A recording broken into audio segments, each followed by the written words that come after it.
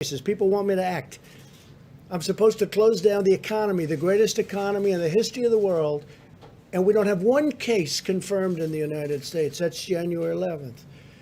On January 17th, the CDC began implementing public health entry screenings at 3 major U.S. airports that received the greatest volume of passengers from Wuhan at my instructions. There was not a single case of the coronavirus in the United States. So on January 17th, there wasn't a case, and the fake news is saying, oh, he didn't act fast enough. Well, you remember what happened, because when I did act, I was criticized by Nancy Pelosi, by Sleepy Joe Biden. I was criticized by everybody. In fact, I was called xenophobic. I was asking Biden to please define that for me. I was called other things by Democrats and some others, not too many others, actually. So that by the media, definitely. Now, on January 21st, is long before the time we're talking, because when Tony's talking, I believe he's talking about the end of February. On January 21st, okay, still early, there was one case of the virus. At that time, we called it the Wuhan virus, right? Wuhan.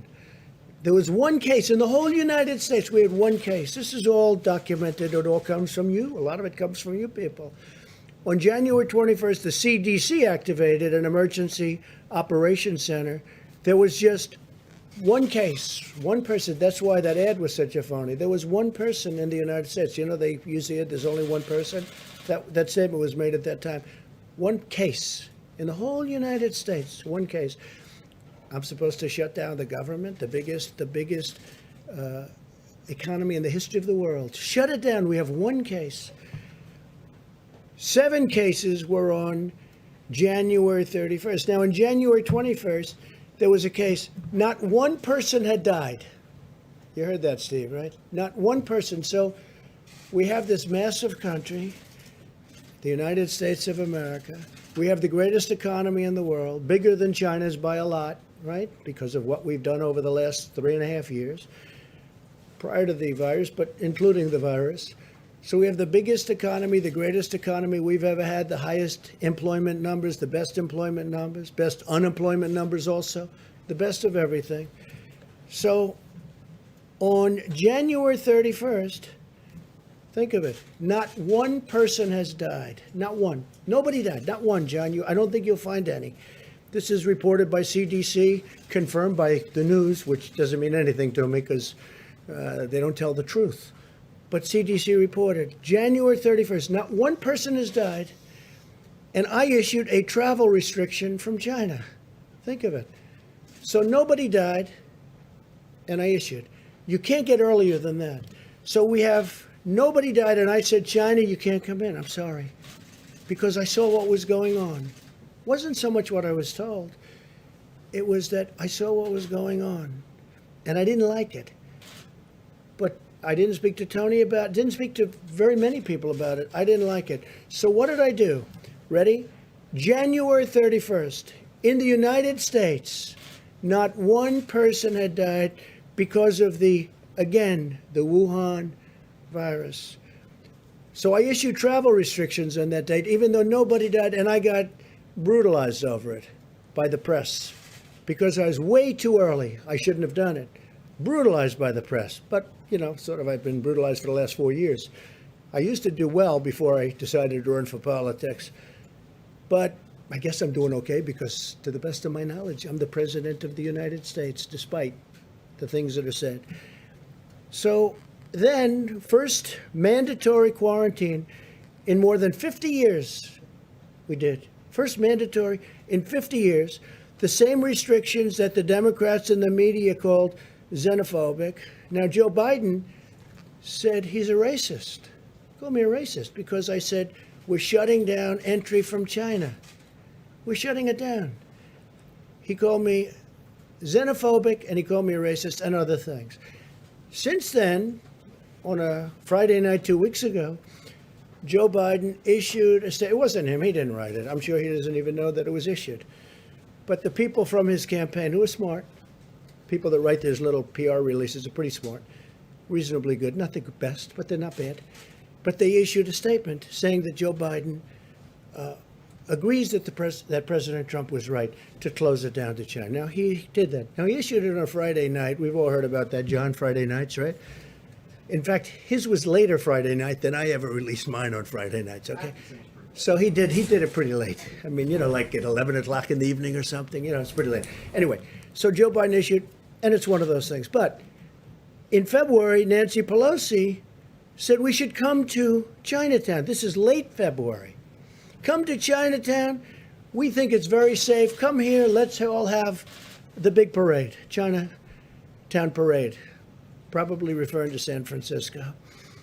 And that's it. But I took this action early.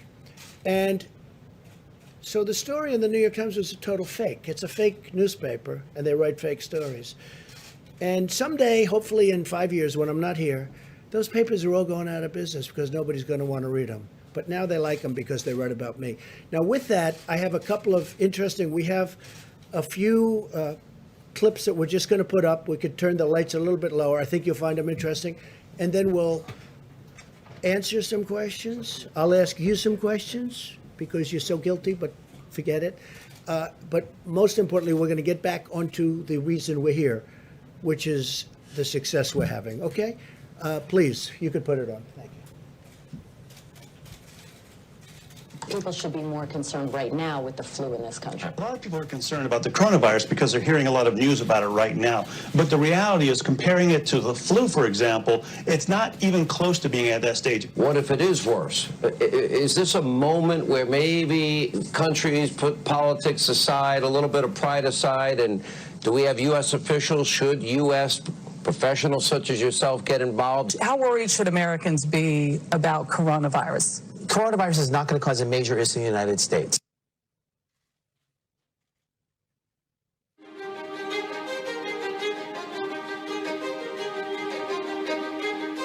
Well, we've asked them to accelerate whatever they're doing in terms of a vaccine. We will be suspending all travel from Europe to the United States for the next 30 days. To unleash the full power of the federal government in this effort today, I am officially declaring a national emergency. Medicare patients can now visit any doctor by phone or video conference at no additional cost.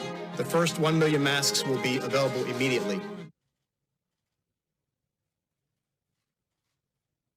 As there were more cases, and it was clear that it was spreading out of China, where it originated, the president took this move that he was widely criticized for by Democrats and even some Republicans at the time, which was he halted a number of flights from China into the U.S. The idea was to halt the spread of the disease, keep transmissions to a minimum. He was accused of xenophobia. He was accused of making a racist move. At the end of the day, it was probably effective because it did actually take a pretty aggressive measure against the spread of the virus.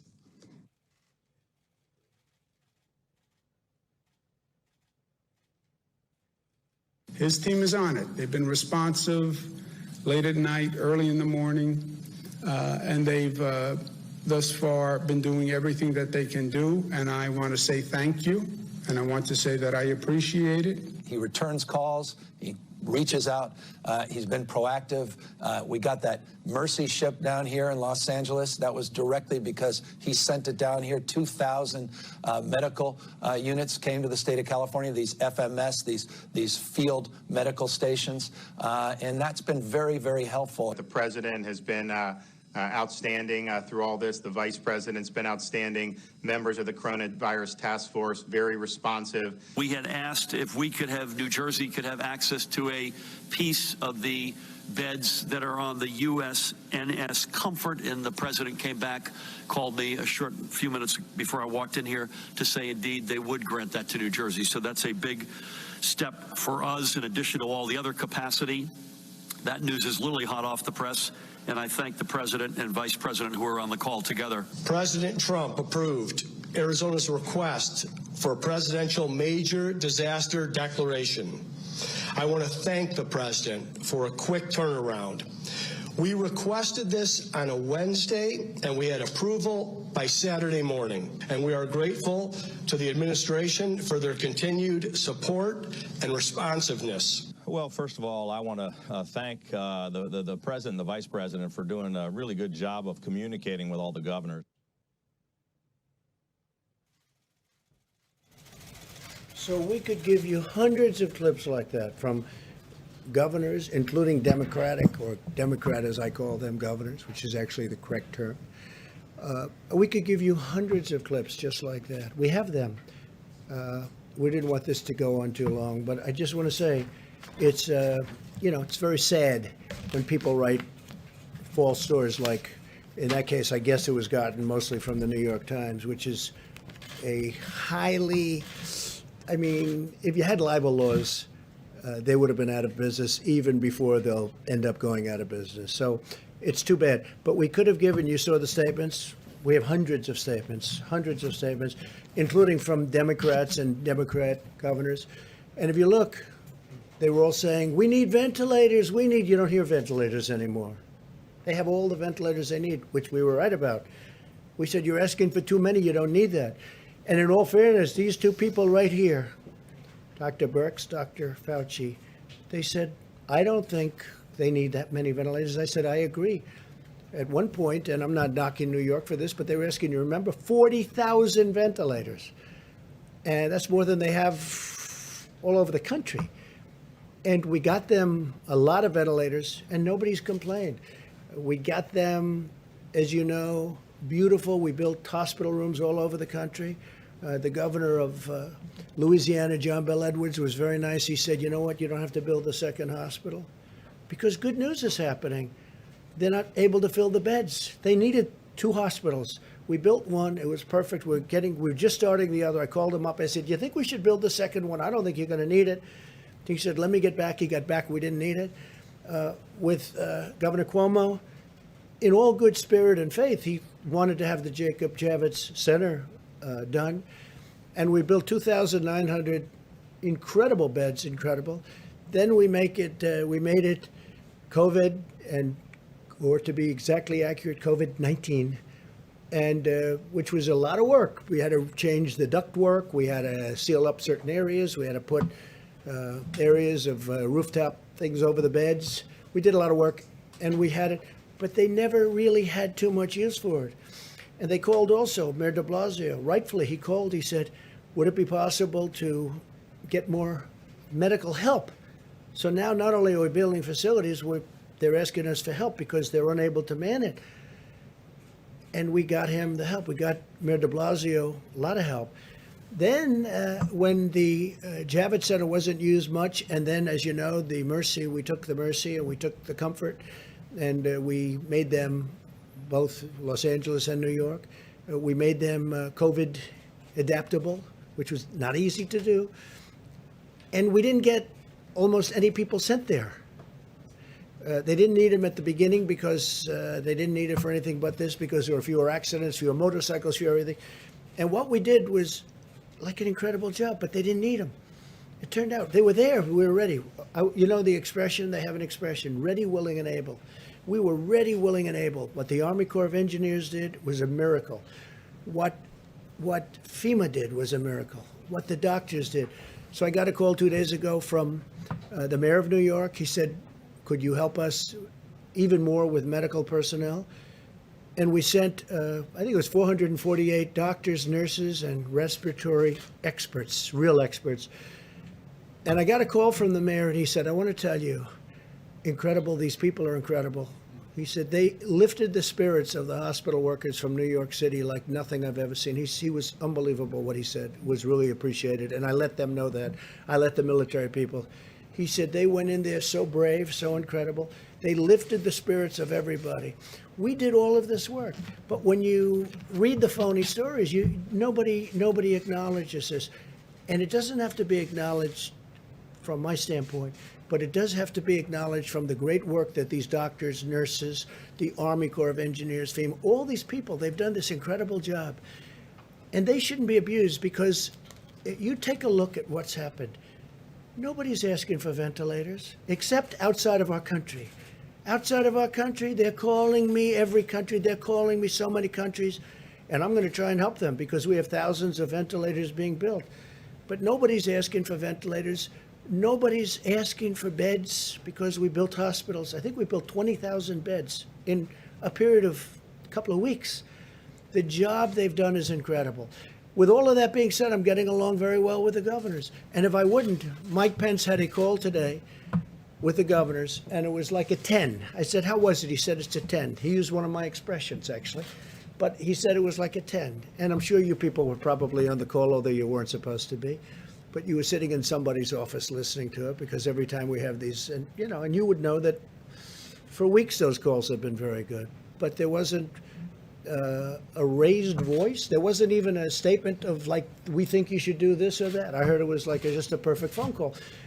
It might not be reported that way. They'll say, I thought that somebody maybe slightly didn't even raise a voice. My only point of saying this, because I want to get back to why we're here. The press has not treated these incredible people who've done such a great job. They haven't treated them fairly. They're way off. We were way ahead of schedule. And remember this, because the Times story was a fake, but remember this, everything we did, I was criticized because I was too early. If I waited longer, you would have been criticized. If I went way early, if I went 3 months earlier, I would have been criticized for being way too early. So with all of that being said, we understand it. I think I've educated a lot of people as to the press. And I would love to be able to say that we have a very honest press. Honestly, John, there'd be nothing I would be more proud of if the press would work. And I don't mind being criticized, but not when they're wrong. Not when people have done a great job. Yes? Can I ask you about the video? So I've never seen a video like that played in this room. It looks a bit like a campaign ad. Who produced that video for you? That was done by a group in the office, and it was done we just put some clips together. I could give you, I'll bet you I have over 100 more clips, even better than them. They were just pieced together over the last 2 hours. That was just, we have far better than that. That's nothing compared to some of them. This was produced here in the White House. Yeah, this was done by Dan and a group of people, and they just put it together in a period of probably less than 2 hours. Why did you feel the need to do that? Because we're getting fake news, and I like to have it corrected. They're saying what a great job we're doing, and the media, these are the governors of California, governor of New Jersey, governor of New York. Look, in New York, we work very close with Andrew. In New York, ventilators were going to be a problem. They didn't have a problem. We got them tremendous numbers of thousands, but we got them tremendous number of ventilators. You don't hear ventilators are a problem. Beds were going to be a problem. I mean, I'm happy about it. The Javits Center, which is incredible, is almost empty because they don't need them. That's good news, not bad news. I'm not saying, gee, I wish more people were there. I don't want more people there. We brought in the boat. We brought in the Comfort. And the Comfort was originally not supposed to be for this at all. The coronavirus, was not supposed to be for that at all. They called, they said, could we have it? That was a number of weeks ago. We said, we don't think you need it, but if you need it, we'll do it. Then they said, could you get the medical personnel to run the Javits Center? Could you get the medical personnel to run the ship? We said, if it's necessary, we will, and we did. There were military personnel. That's the ones that Mayor de Blasio was so great to in terms of his statements. I mean, I really appreciated his statements. He was so impressed with them, and I am too. The level of genius and bravery, they're great people, the military people. And we pieced that together. I would say it took less than 2 hours. It was done in-house, Steve. But just to be clear, this was produced by government employees, by people here at the White House, this campaign style I wouldn't video use the here. word produced. All they did was took some clips, and they just ran them for you. And the reason they did is to keep you honest. Now, I don't think that's going to work. It's not going to have any impact. But just think of it. You heard the clips. You heard what I said. They said, I acted late on closing down the country. Some people wish we never closed it down. Now, if we didn't, we would have lost hundreds of thousands of people. Interestingly, so I'm against it. We did the right thing. Everything we did was right. If we would have closed down... mistakes along the way here? You think everything you did was right? Well, look, governors should have had ventilators. They chose not to have them. We were able to get them ventilators. You haven't heard, other than... there was a lot of panic, a lot of screaming. We want ventilators. They got the ventilators. You don't have that anymore. And the surge is supposed to be coming now. And if they do need ventilators, John, we've got almost 10,000 that are ready to rock. We have people standing with those ventilators right now. If you needed 2,000 in New York, which you don't, but if you did, We can have them here in less than 24 hours. We're ready to rock. This was you see nothing- this was a great military and beyond that operation. Let's get back to the regular. Well, shouldn't we get back to the regular? We could talk about this, but all I'm doing is this. I could have given you, like, those are 4 or 5 clips that we just played for you. I could have given you hundreds of people. I mean, Gavin was on television 2 days ago with one of your competitors singing praise. He says, look, you know, the question was asked in a negative way. He said, look, I know what you want me to say, but he's been really good. It's hard for me to say that. In fact, it's impossible for me to say. Gavin Newsom, the governor of California. I have many clips from I have some clips from Anthony that I didn't want to put up, which were really good. I think Anthony would be the first one to say, when I closed the country to China, when I closed the China ban, whatever you want to call it, Anthony said I saved a lot of lives by doing that. I mean, am I correct? I don't want to put words in Anthony's mouth, by the way, and I like him. Today I walk in, I hear I'm going to fire him. I'm not firing him. I think he's a wonderful guy. Tweet something that said fire Fauci. Why did you? Fire Fauci. I retweeted somebody. I don't know. They said fire. Doesn't matter. Did you notice that when you retweeted Yeah, it? I notice everything. So you retweeted it even though it said time to fire No, Fauci. no, that's somebody's opinion. All that is an opinion. And you elevated No, it. I was called about that. I said, I'm not firing. In fact, if you ask your friends in the office, in the public relations office, I was immediately called upon that. And I said, no, I like him. I think he's terrific because this was a person's view. Not everybody's happy with Anthony. Not everybody's happy with everybody. But I will tell you, we have done a job the likes of which nobody's ever done. The mobilization, getting of equipment, all of the things we've done. Nobody's ever done a job like this. We have 50 governors and territories, by the way. People don't ever mention that. We have territories. We have 50 governors and territories. And many of those governors are Democrats, and they can't find anything to complain about. And honestly, many of them didn't do their jobs. I'll let you know someday. Let's see what happens. But I may let you know who's not doing their job. I can tell you the ones that are good, both Republican and Democrat, and the ones who don't know what they're doing. But we help some of the ones that don't know what they're doing. They should have had their own stockpiles. And now, if they want, we can build them stockpiles of ventilators. The hardest thing is a ventilator because it's expensive. It takes a while to get. We got them, and nobody believed we did. Now, many of the governors were asking for far too many, and we said they were asking for far too many. We talked, and we said, you said very strongly that they just don't need that many. You said they don't need that many beds, Deborah. So that's it. Steve, go ahead. Dr. Fauci are on the same page. Yeah, we have been from the beginning. I don't know what it is exactly. But if I put somebody's opinion up, I don't mind controversy. I think controversy is a good thing, not a bad thing. But I want it to be honest controversy. Now, when I got a call not very quickly, and nobody, saw that as being any big deal. They said, how are you doing with Dr. Fauci? I said, I'm doing great. And I didn't talk to Dr. Fauci even until we just got here. Dr. Fauci asked one of the people if he could get up and speak. And he did. And they totally misinterpreted him. I saw what they did. Can I ask you, he said the question was hypothetical, but what he was just acknowledging is that lives would have been saved if the mitigation practices were put into place earlier. That seems obvious. Do you not agree with that? Here's the thing. Now, what he really is saying, though, but how could you have done it? Look, I just went over stats with you, right here. How do you close it up? You have no deaths and no cases on January 11th. Doctor, would you recommend closing the United States of America? Oh, this must be terrible. How many cases do we have? None. How many deaths do we have? None. January 17th, go back another week. On January 17th, this is 10 days before I did a little bit less than 10 days, before I did the ban. I did a ban on China. You think that was easy? I then did a ban on Europe. And a lot of people said that was an incredible thing to do because you look at Spain. And by the way, we're doing very well because when you look at all of those flat graphs and you add it all up, the United States is very low, and per capita we're very low. We're doing very well. But how do you close up the United States of America? So on January 6th, no deaths. On January 11th, no deaths. And no cases. On January 17th, no cases, no deaths. I'm supposed to close up the United States of America when I have no cases. You didn't close it down in the middle of March. Should you have closed it down earlier? I That's closed the down question. from It's not about China. January. Excuse me.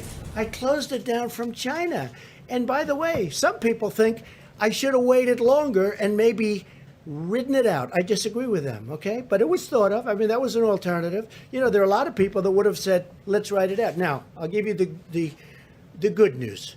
If I would have done that, it would have been, I think, catastrophic. Because their numbers are, Anthony, 1.6 to 2.2 million people would have died if we tried to do that. And I did this last time. Cut it in half. Don't say 2.2 million. Cut it in more than half. Say 1 million people died. Well, that's much more than the Civil War. Cut it in half. Take the million and cut it in half. That's 500,000 people would have died. Now, that number we would have reached, okay? That would have been easy to reach if we did nothing.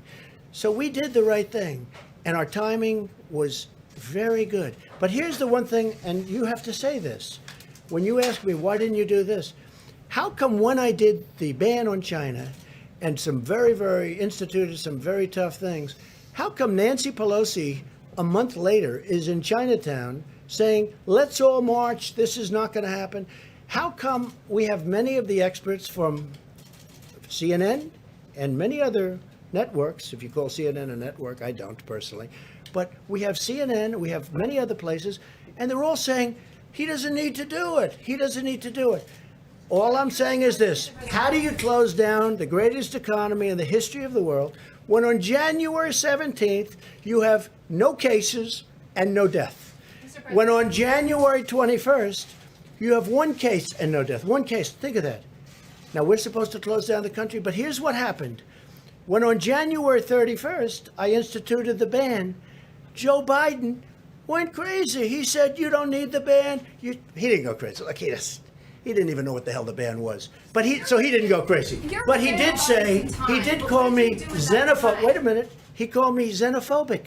He called me a racist because he has since apologized and he said I did the right thing. So when you say, why didn't you this? Every Democrat thought I made a mistake when I did it. I saved tens of thousands, maybe hundreds of thousands of lives by putting time that you bought. The argument is that you bought yourself some time. You didn't use it to prepare hospitals. You didn't use it to ramp up testing. Right now, you're so disgraceful. It's so disgraceful the way you say that. Let me just listen. I just went over it. I just went over it. In an unprecedented crisis. Nobody thought we should do it, and when I did it. But what did you do with the time that you bought? You know the what we month did? of February. You know what we did? Was a gap. What do you do? Month of February. What do you do when you have no case in the whole United States? You had cases when in February. excuse me, you reported it. 0 cases, 0 deaths on January 17th. February, the entire January. month of I said in February. Your video January. has a complete gap. On Month of January February. 30th. What did your administration do in February with the time that your travel ban bought A lot. What? A lot. And in fact, we'll give you a list. What we did, in fact, part of it was up there. We did a lot. Look. You know you're a fake. You know that. Your whole network, the way you cover it, is fake. And most of you, and not all of you, but the people are wise to you. That's why you have a lower approval rating than you've ever had before, times probably 3. And when you ask me that question, let me ask you this: why did Biden apologize? Why did he write a letter of apology? No, that's very important. Why did the Democrats think that I acted too quickly? You know why? Because they really thought that I acted too quickly. We have done a great job. Now, I could have kept it open, and I could have done what some countries are doing. They're getting beat up pretty badly. I could have kept it open. I thought of keeping it open because nobody's ever heard of closing down a country, let alone the United States of America. But if I would have done that, we would have had hundreds of thousands of people that would right now be dead. We've done this right, and we really have done this right. The problem is the press doesn't cover it the way it should be. Go ahead. One more question, Steve. Go ahead. There's a debate over what authority you have to order the country reopened. What authority do you have? Well, I have the ultimate authority, but we're going to get into that in a minute. We're going to just finish this up. We're going to tell you about other things that we've done right. But I will say this. Had we said, let's just keep going and let's not do a closing, whether it's 2.2 that they at one point predicted as an outside or 1.6 at a lower number, You cut it all the way down to 6 or 7 or 800,000. Take just a fraction of the number that could have happened. It literally would have been more than the Civil War. It would have been a disaster. So the minimum number was 100,000. And I feel pretty good that we're going to be substantially below, Anthony, the 100,000. And I hope we will. All right. So today, the Department of Health and Human Services is announcing 5 new contracts to procure large numbers of additional ventilators under the Defense Production Act, which we used a lot, by the way, which you didn't like to talk about, in addition to the 1,300 we received today. We received today 1,300 additional ventilators. Now, we're probably not going to need them, but we can add that to our stockpile, which is very big, and we can move it around should the surge take place and should it be a very substantial surge. We're ready to rock. The contracts are with General Electric, Hillrom, Medtronic, ResMed, and Vyaire, combined with the DPA contracts that we announced last week with General Motors and Philips, and 2 other contracts with Hamilton and Zoll. We're adding 6,190 ventilators to the strategic national stockpile, of which we have a lot already, thousands, close to 10,000. But this will be added by May 8th, another 29,000 by the end of May, and more than 120,000 total we will have by the end of the year. Now, we're going to help other countries. We're going to help states if they need it. We may help some states stockpile. You know, they're supposed to buy their own stockpile. They have state stockpiles. They're supposed to be using that. And unfortunately, most of the states weren't there. And a lot of people didn't want to talk about it, but they weren't there. We will talk about it at the right time if you want to. I at this point, I'm more focused on getting past this nightmare of a epidemic or a pandemic, anything you want to call it. We got to get past it. No one who has needed a ventilator has not gotten a ventilator. Think of that. You know, you heard all about ventilators. We need ventilators because they didn't have them, because the state should have had them. No one who has needed a ventilator has not gotten a ventilator. No one who has needed a hospital bed has been denied a hospital bed. That's not even really our responsibility. Now, if we can help, we're going to do it. But that's where the Army Corps of Engineers did such a great job. We built over 20,000 beds. In fact, we built thousands more than we've actually needed to be safe. We wanted to be safe, and they rose to this incredible occasion. I mean, we built more beds than we thought. We thought in Louisiana we were going heavy. And again, when I called the governor, I said, maybe we shouldn't build that second hospital because we don't want to build it if you don't need it. He called back. He said, I don't think we're going to need it. They had 1,000 rooms, 1,000 beds, and they used a lot of them, but they didn't need the other one. So we stopped it because we don't want to waste. But we're prepared to build thousands more should we need it. I don't think we're going to need it because it looks like we're plateauing and maybe even in many cases coming down. In addition, we've ordered a total of 60 mobile contamination systems.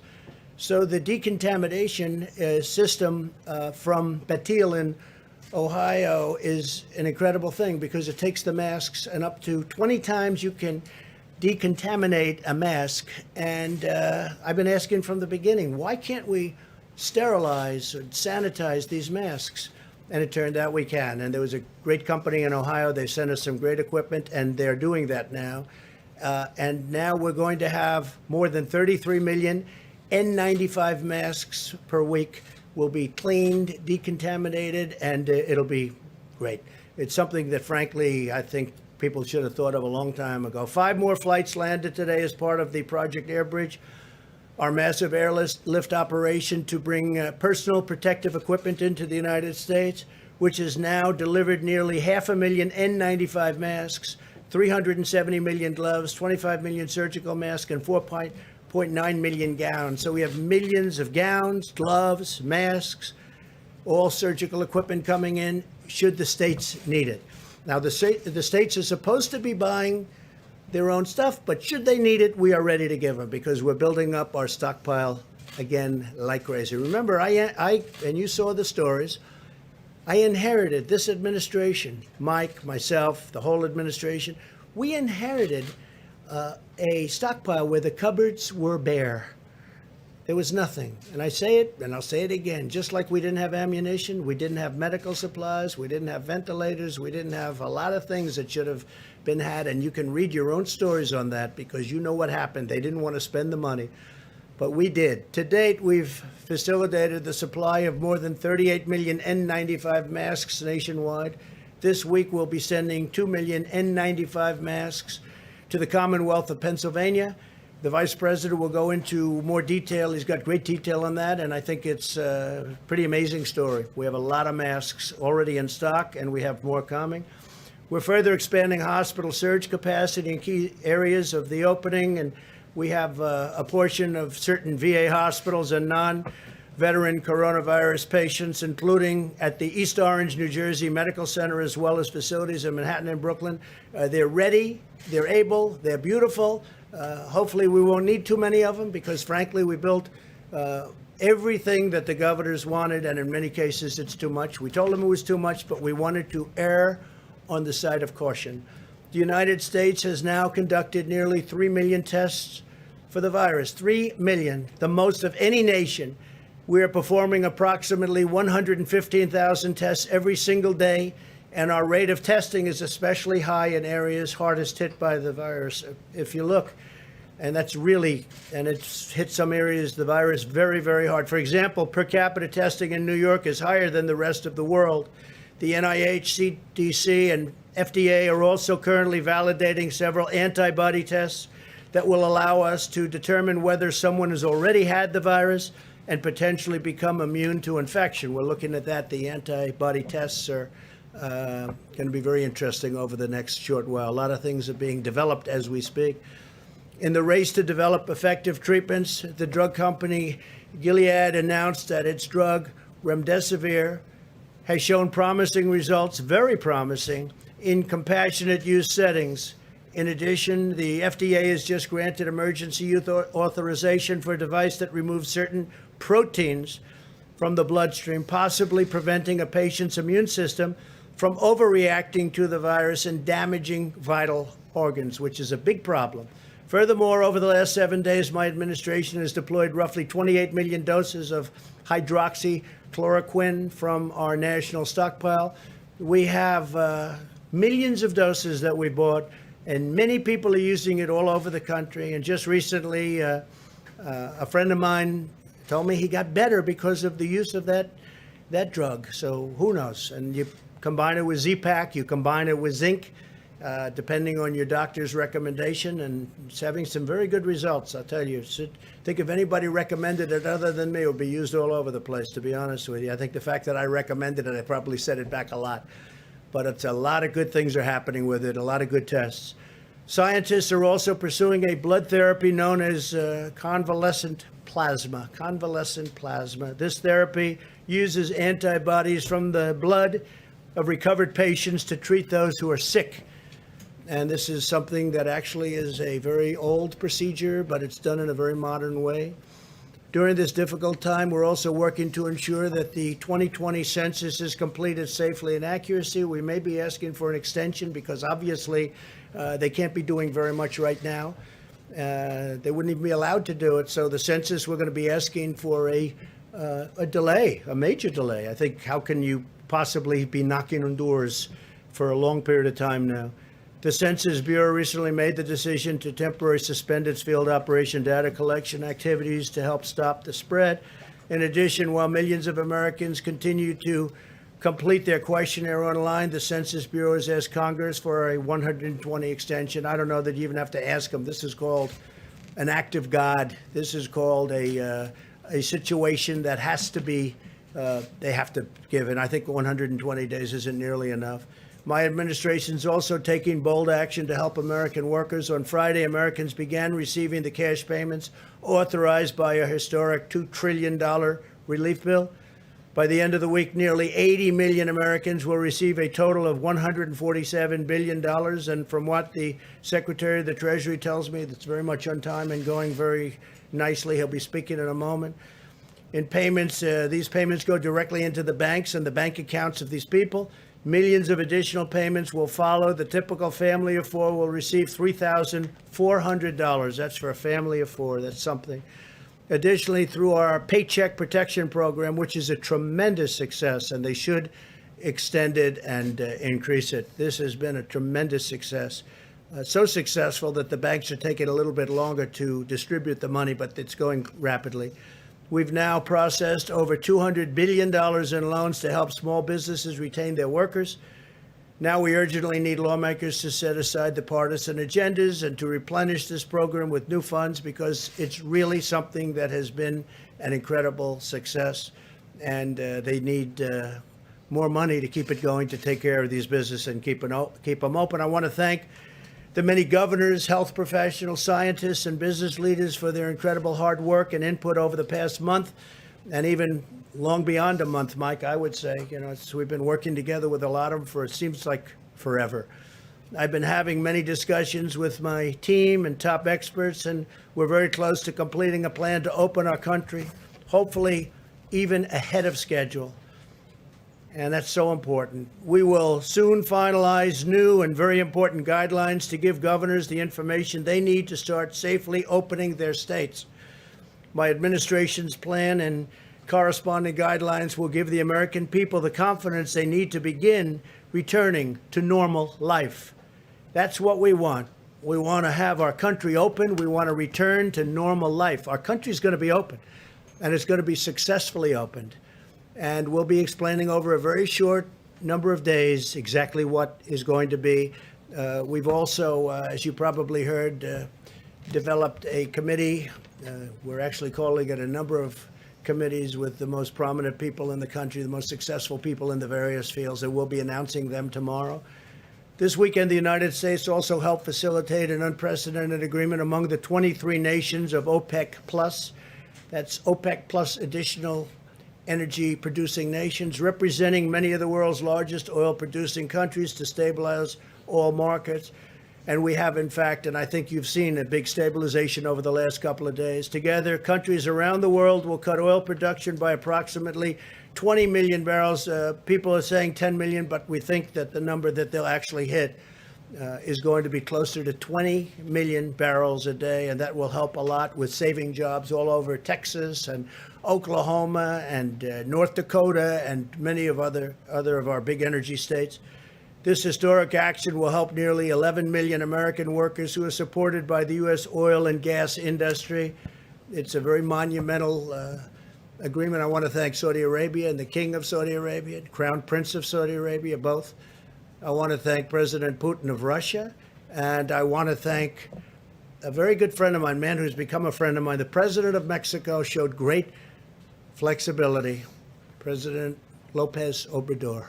He showed great flexibility and tremendous intelligence doing what he did. It was not that easy for him, and I want to thank Mexico and the president.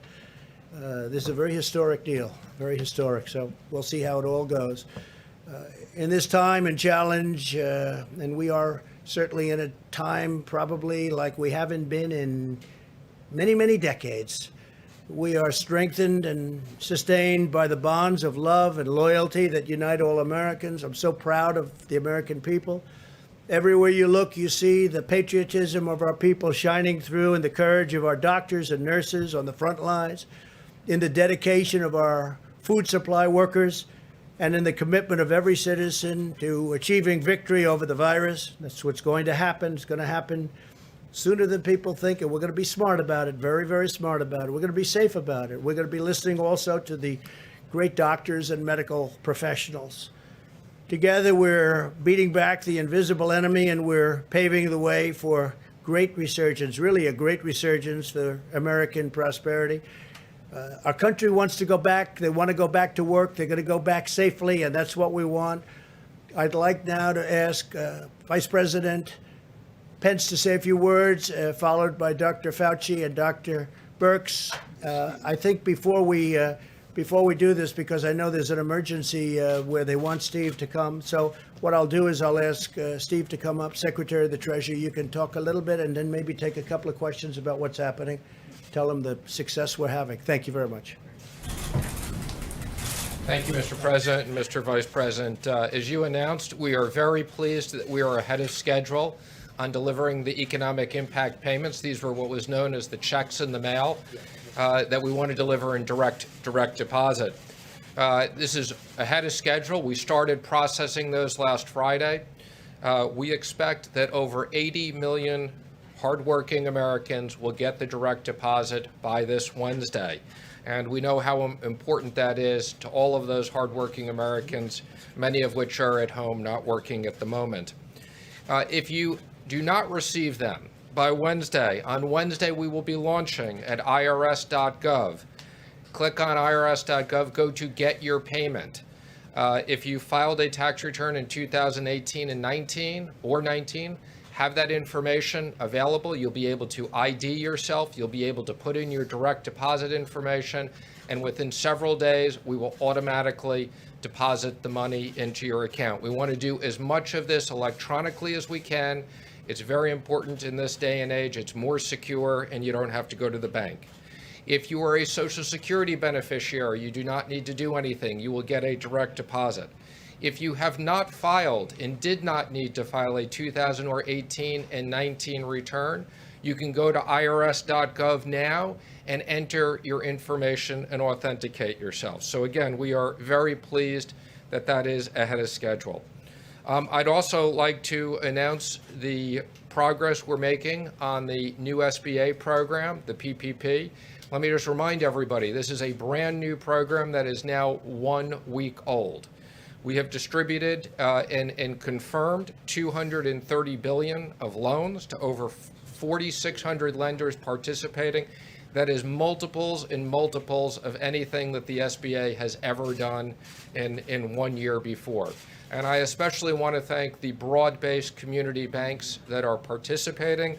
Again, over 4,600 banks. If you haven't had your loan processed, you will get it processed this week. As the president said, we've gone back to Congress and asked them for more money to make sure that every business has access to this. Let me also comment for the states. We are distributing out half the money this week to the states. That's a week ahead of time. And we'll deliver the other half of the money to the states next week. And then let me just finally comment, we've been working very closely with the Federal Reserve. Last week we announced expanded facilities and new facilities that total $2.3 trillion of liquidity. And in particular, I'd just like to highlight a Main Street lending facility that will be for companies between 1 worker and 10,000 people, so mid-sized businesses, and also a municipal facility for states and local governments to be able to access funds given the shortages that they have. So with that, I'm happy to answer any Do you have questions. any questions to Steve, please? Secretary Thank you, sir. Both Speaker Pelosi and Minority Leader Schumer have said that they're in negotiations with you right now on additional funding for these small business loans, that package. Leader McConnell, though, has said that nothing should be added to the package. That it should just be specific to small business loans. What is the opinion of your administration? Should there be some sort of horse trading here, or should it just be small business loans? Well, the president's view and the vice president's, in my view, is this was a bipartisan program. This SBA program, it wasn't a Republican program, it wasn't a Democrat program, it was a bipartisan program. We've committed to small businesses. We should top up that program now. I know the Democrats want to talk about more money for hospitals and states. Right now, we're just sending the money out to the hospitals and states. They haven't come close to using that money. And I know the president and vice president have said, once we get the SBA done, we can go into another funding bill. The president's talked about potentially adding infrastructure and other things. We think there is a likelihood we will need more money, and we will sit down and try to get a bipartisan bill. But this is important we deliver on small businesses. 50% of the people work for small businesses. Thank you, sir. What's the emergency that the president said you had to go for? The president said you had an emergency Negotiation. over this bill? Yeah, well, because we don't want to run out of money. We've used about $220 billion of the $350 billion. We don't want to run out of that money. We don't want to create panics that people won't get it. So that's why we want to top that up, and we've asked for another $250 billion for that program. And again, let me just remind you, every dollar we spend in this program, we save a dollar of unemployment insurance. So even though we're asking for $250 billion, it really won't cost that much. Could I follow up? Do you have concerns about lifting the guidelines too soon? And what's the economic impact? I understand the economic argument for getting people back to work, obviously, but what's the economic risk of lifting them too early and seeing then a spike in cases Well, again? of course, there's economic risks in both directions. We reviewed with the president today a very broad list of over 100 business people that are going to help advise the president on what needs to be done to reopen the economy. We want to make sure, and again, the combination of economic impact payments, small business payments, enhanced unemployment insurance, the president made very clear we want to make sure that hardworking Americans have liquidity while we wait to reopen the government. So do you believe the government should be reopened, or the country, excuse me, should be reopened on May 1? I've had discussions with the president. I know he's considering it, and I believe he's going to make a decision later in the week. Everything has to be safe. What is your advice to the president?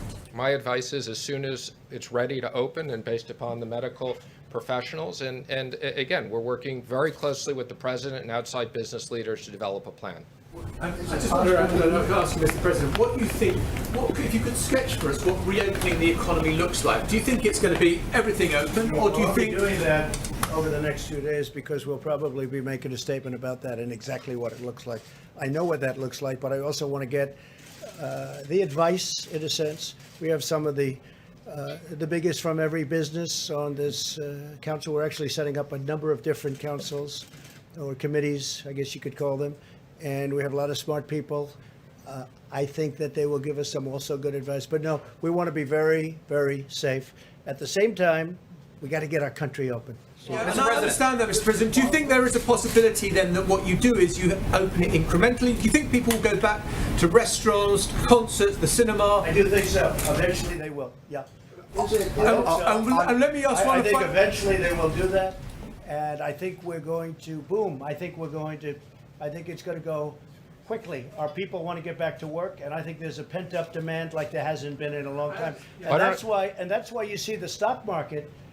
I mean, to think that the stock market's at the level it is right now with all that this world and this country has gone. And look at the European Union, how badly decimated they've been. Look at other countries. Look at China, by the way. I've seen the numbers. Look at China. Look at how these countries have been just decimated by this. And to think that the stock market is at this tremendously high number, not that much, it was looking a little bleak for a while, but it hit a certain point and then started going up. I think that's a great tribute to the fact that there's a demand. Yeah. Mr. President, thank you, sir. In regards to some of your tweets earlier today, and I think it was Steve's question, my question to you is what provision in the Constitution gives the president the power to open or close state economies? And then numerous provisions. We'll give you a legal brief if you want. And then we'll be looking forward to that, sir. But following up, what happens if you say, for instance, we want states to reopen, but California or New York do not open? What would you do then? I think everybody wants to open. I mean. So can I just ask one other thing on that could happen, but I don't think that would happen. It's been states that have closed, ordered schools closed. It's been states that have ordered businesses like restaurants. That's because and I let bars that closed. happen. Because I would have preferred that. I let that happen. But if I wanted to, I could have closed it up. But I let that happen. And I like the way they've done it.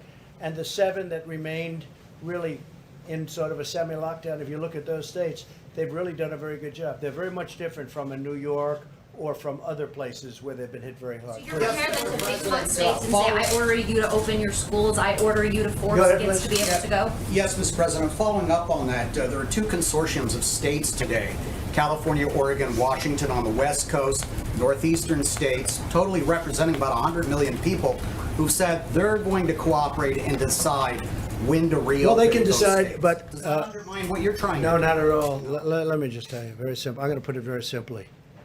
The President of the United States has the authority to do what the President has the authority to do, which is very powerful. The President of the United States calls the shots. If we weren't here for the states, you would have had a problem in this country like you've never seen before. We were here to back them up, and we've more than backed them up. We did a job that nobody ever thought was possible. It's a decision for the President of the United States. Now, with that being said, we're going to work with the states because it's very important. You have local governments. They're pinpointed. It's really, you talk about, it's like a microchip. They're pinpointed. We have local government that hopefully will do a good job. And if they don't do a good job, I'd step in so fast. But no, they can't do anything without the approval of the President of the United States. Go ahead, please. So if some states refuse to reopen and you order them to, the 10th Amendment to the Constitution says all powers that don't reside in the President or the Congress reside in the states. How do you overcome that? Well, if some states refuse to open, I would like to see that person run for election. They're going to open. They're going to all open. The ballot box. I think that's something that's not going to happen. They want to open. They have to open. They have to get open. Every one of those states, the people want to go and they want to. Now, some are in a different situation. You have, I won't name states now, but I will over the next 2 or 3 days.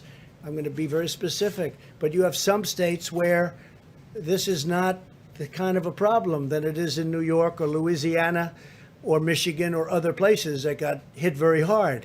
Illinois got hit very hard. But all states want to open, and they want to open as soon as possible, but they want to open safely, and so do I. Yeah, please. Thank you, Mr. President. Today, the French President Emmanuel Macron said that he will keep the shutdown in France till the middle of May. Does that mean that the U.S. will keep the ban No, on France flights got hit from very Europe? hard. France got hit very hard, and again, he has to do what he has to do. He's a friend of mine. But France, Spain has just been decimated. You look at what's happened in Italy, it's a very well-known fact, what happened in Italy. No, they were hit very hard. Question for Secretary Mnuchin. Has everybody that you would like to have, the 100 business people on the Economic Council, have they all been invited already? Have they all agreed to They haven't been invited yet. We just reviewed the names with the President today. And are they from all sectors? Yes, Energy? there's verticals, so every single area of the economy we wanted to be represented. Great. One other thing, is there anything else needs to be done to work on industry, oil industry jobs, to save oil industry jobs after the deal this past weekend? Well, I think there's always things. So we're working with Larry Kudlow. I mean, we have economic plans for every single part of the economy. Obviously, in the case of the oil industry, they've been hit especially hard because you've had both the supply issue and you've had the demand issue. Have you figured out the bailout money for the airlines, what the allocations for the airlines? So I'm pleased to say we've worked very hard. I think, as you probably have seen, we put out a press release that we have now had discussions with almost all the airlines. I've personally had discussions with all the major airline CEOs. We specifically created an exception for small airlines that we could process very quickly, and I think you'll see very quickly decisions coming out. I'm very pleased with the discussions we've had. We've had very good discussions. Secretary, Yes. do you foresee a need for a phase 4 stimulus, or is this Steve, I just want to say we have had discussions. discussion. Wait, excuse me 1 second. We've had very good discussions with the airlines. Very good discussions. Is it possible to reopen the economy on May the 1st? I don't want to say that. You'll be hearing over the next few days. Let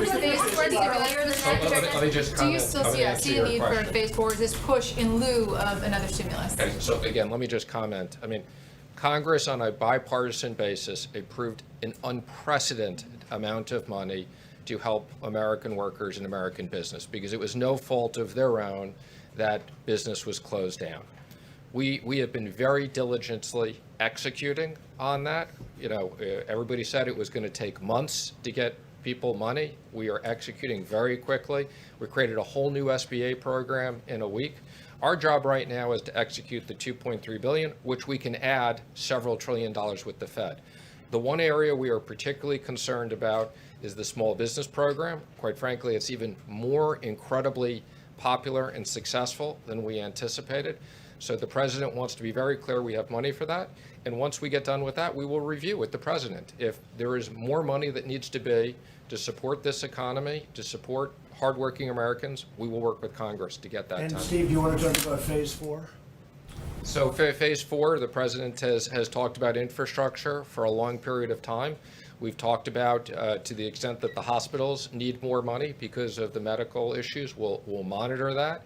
We want to make sure there are incentives for restaurants, entertainment, people to get back to those types of things. So we'll be looking at very specifically provisions to stimulate parts of the economy. Some of them may be money issues, some of them may be regulatory issues. Mr. President, just to clarify your understanding of your authority vis-a-vis governors, just to be very specific, For instance, if a governor issued a stay-at-home When you order, say my authority, the president's authority, not mine, because it's not me. This is, when somebody's the president of the United States, the authority is total. And that's the way it's got to be. your authority is total. It's total. It's total. Your authority And the is governors total. know that. So if a The governors know if a that. Now, you governor have a issued couple of bands stay-at-home order, excuse me, you just- excuse me. You have a couple. Could you rescind that order? You have a couple of bands of Democrat governors, but they will agree to it. They will agree to it. But the authority of the President of the United States having to do with the subject we're talking about is total. Mr. Vice President, do you agree with that? Yeah, please, go ahead. Mr. President's authority One is of the total? things you, Go one of ahead, the things please. one of the things you spoke, we saw in your video about, was the travel ban from Europe. As part of reopening America, do you want to reopen the borders so that people from Europe, from the UK, At the right time. How's, A very good question, actually. Well, I'm going to have to take a look. I wouldn't say Italy's doing great right now, and I wouldn't say Spain's doing great right now. And we just heard that France is extending its stay inside order, right? They've extended it. I just see that, and I think for a short period of time. But no, when they're back, we want to do it very quickly, but we want to make sure everything's good. No, right now we have a very strong ban. We're going to keep it that way until they heal. Weeks, months? What would you? Well, I can't tell you that. I have to see how are they doing. I mean, France just went for another 2 days, for another 2 weeks. We have to see, John. So Dr. Fauci said that you took his advice on the question of mitigation. He made the recommendation, you accepted it, you put it in place. As you make this next decision, which, Well, I'm as not you sure have said, who, John. I'm not sure who really gave me advice on the ban. I think I took my own advice on the ban. I don't know. The social distancing I'm talking about, the shutting down, Okay. not of travel, but of activity. So my question is, as you make this next decision, which you have said may be the most difficult or important decision of your presidency, will you assure the American people that you will again take the advice of the doctors, of Dr. Fauci, of Dr. Birx? Will you take the advice of the health experts before you I do will, that? and many other people also. But I will absolutely take their advice. Would you go Please, against their ahead. Would you go against their recommendation if they say you need another 15 or 30 days? I don't think it would be you- likely because I think we're not very far from being on the same page. Please. Yes, Mr. President, one thing that Governor Cuomo said today is that states do not have the capacity to do mass COVID-19 testing ahead of a reopening. Well, they have to do it. Look, He they're says he supposed to can't be doing purchase it. the diagnostic tests or equipment and needs federal help.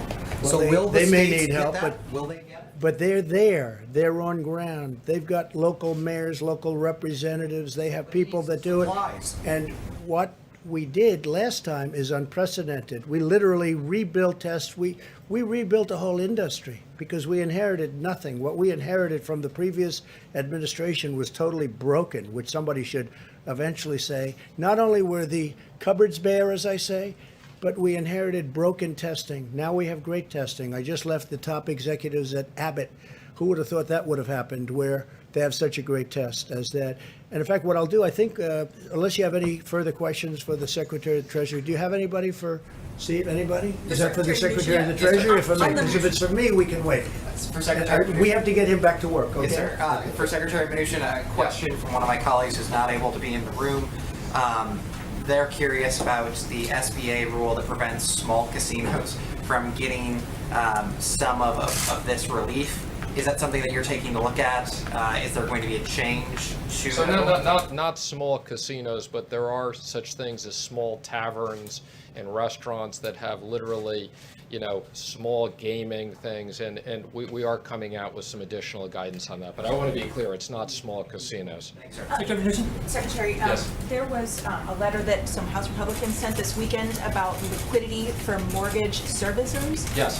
Can you explain what you're looking at on that front? Sure. So I think I commented on this a week or so ago. We had a subcommittee task force at FSOC that specifically studied this issue. We have all the appropriate people on it. Ginnie Mae has automatically taken some action. We've had conversations with the FHFA as to what they're going to do for Fannie and Freddie. And we've said that to the extent they need certain authorities from the Treasury, we will accommodate that. So we're very aware of the issue. Quite frankly, we've been studying this issue way before COVID and had concerns about some of these non-bank servicers not being well capitalized. But we're going to make sure that the market functions properly. Thank you, sir. We have seen in a number of these relief bills that Democrats and Republicans have been able to push forward different non-coronavirus specific funding priorities. Are you trying to keep funding specific to coronavirus? And then if there are going to be other additions, for instance, a change to labor rules is something that many on the left wanted. Some on the right are wondering if they should also, if you should also be pushing for, their preferred add-ons. Well, I think our expectation has always been this is COVID related. Some people have a rather broad view of what COVID related is because it has impacted almost every single business.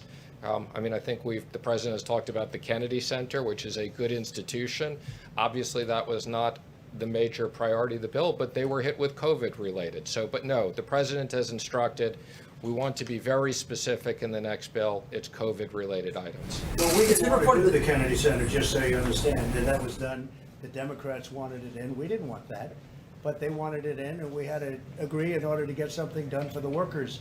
But we want this to be for the workers and for companies that employ the workers. That's what we're looking for. We're not looking for extraneous nonsense. It's been reported that you argued at the time of the China ban was being discussed, that was too disruptive to the global economy. Is that accurate? Okay, let me be clear. I had nothing to do with the China ban. I wasn't on the task force at the time. I'm not even sure I think I was traveling at the time, but I never had any, I was not part. I did become very active and after the China ban, but that report in the New York Times was not accurate. I was not part of the task force at that time, and I was not involved. Matter of fact, I think I may have been traveling. There's a proposal, I believe, by Senator Hawley to get direct payments to employers to pay people who have been laid off and to keep people on payroll. Does the administration support that proposal? Well, again, that is the PPP. The PPP is basically sending money to small business, 50% of American workers, to keep those people paid. And it's the most efficient way. Every dollar, as I said, we do through that, it's one less dollar of unemployment. And more importantly, we want those people to be associated with the business. So as soon as the president is ready to open up the economy, those businesses are together. We don't want those businesses to fall apart. That's why this is such a successful program. But are we you want talking about Congress to remember unemployment? it. You're talking about the unemployment. Sending it indirectly to the states. We would have preferred that it was sent directly to the people. The Democrats wanted it to be sent through the unemployment system, and I've talked to you about it. We have 40-year-old equipment in many of those systems. They're run by the state. But I'm hearing they're getting the money out anyway. So some of them are, and some of the states aren't, and we encourage, we're working with the states to try to update their computers, but it's a long haul. Okay, thank you, Steve. Thank you, Mr. President. Phase 4, Steve. Phase 4. Come on, Steve. A quick question about something you just said. You said when someone is president of the United States, their authority is total. That is not true. Who Okay, told you know that? what we're going to do? We're going to write up papers on this. It's not going to be necessary because the governors need us one way or the other, because ultimately it comes with the federal government.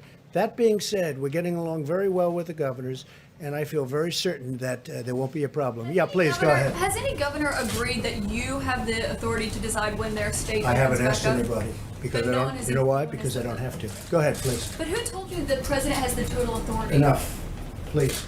You mentioned the vice president's call with the governors today.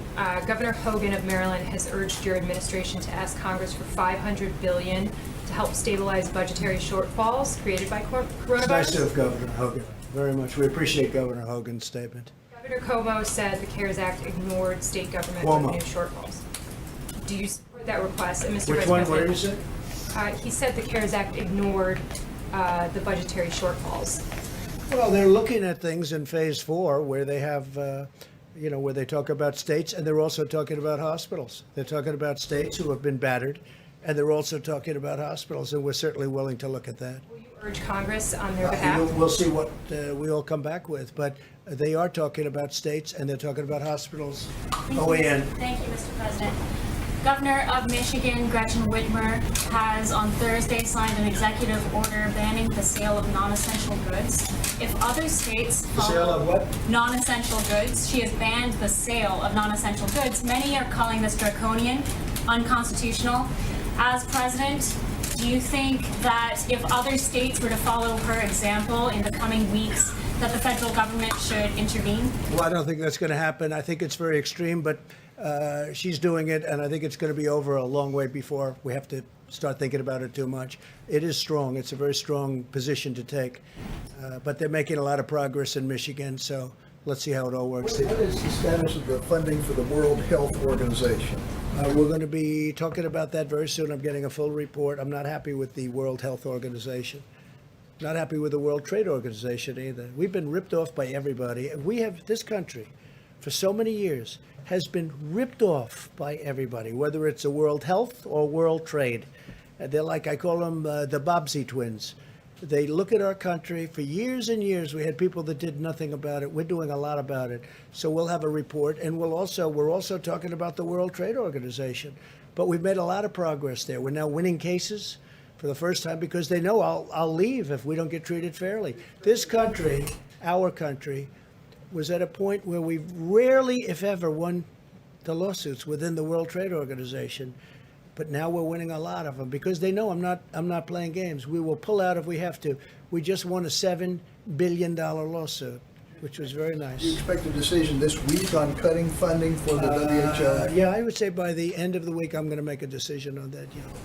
There's right now there's a lot of things happening. On China, why are there no consequences for China for the misinformation How do you know that there they are no shared? consequences? We've been asked, and it How do you appears know that there are no were consequences? What are the consequences, Mr. President? I for the wouldn't tell you. misinformation? China will find out. But Why would I tell you? People are concerned that they stonewalled. No, you that started they off by gave saying, why are there no misinformation. consequences? You've asked this a few times, so following up on your response, why are there no How do consequences you for know China? there are no consequences? you, You're and going to you've find said- out. you've said I that you wouldn't did tell you. You'd probably be the last person on earth I'd tell. There will Go be ahead. consequences. Yeah, please. Mr. President, actually, this is a question for Mr. Vice President. Do you agree with the President's statement and his understanding of federalism that his power is total, right, in the way that he described it? Is there anything you'd like to add or any context you'd like to add to the way he was discussing that? I support the President's leadership under the National Emergency Declaration that he signed. We're standing before you today, the first time in American history, when all 50 states have issued emergency declarations, and the territories. This is an unprecedented time in the life of the nation. And fortunately, as presidents reflected, and our health experts will continue to reflect, because the American people have heeded the president's coronavirus guidelines for America, because state governors have taken those and implemented them, even in states where there was not a significant outbreak, and implemented additional measures as we provided them with data about cases and best practices. We're making real progress as a country. You But think make his no powers are a mistake little bit about more it. circumscribed than total? Well, make no mistake about it. In the long history of this country, the authority of the President of the United States during national emergencies is unquestionably plenary. You can look back through times of war and other national emergencies. And as the President said, we'll happily brief that. But in the days ahead, what the President has charged us to do is to work with our health experts. We're going to bring together an extraordinary group of American business leaders to counsel the President. And then working with the CDC, we're going to produce new guidelines based upon the data for every state and territory in this nation. We're going to give them guidance, and as the President's indicated, we'll continue to respect the leadership and partnership that we forge with every governor in America. But this is an unprecedented time. But I have to tell you, when you look at the fact, despite the heartbreaking loss of more than 22,000 Americans, when you look at the fact of what the health experts told us this could be, I think I only can feel a sense of gratitude to the American people. Gratitude to the extraordinary team that has counseled this president, the steps that President Trump has taken, the policies that governors have implemented all across America. I mean, we were discussing today at the task force that when you look at the European Union as a whole, they have nearly 3 times the mortality rate that the United States of America has today. And that is a tribute to our extraordinary healthcare workers, their dedication, their tireless work. but it's also a tribute to the fact that the American people put into practice the mitigation efforts that the President counseled the nation to do on the advice of our best scientists now more than a month ago. And our hospitals were not overwhelmed, and are not overwhelmed at this hour. And I have to tell you, standing here today, I couldn't be more proud to stand alongside this president and to be a part of this team that has served the American people during this challenging hour. And I just say to you, to every American looking on, as we see the numbers leveling and maybe even beginning to go down, I just encourage you to keep doing what you're doing, because of the sacrifices that Americans and American families have made through these mitigation efforts.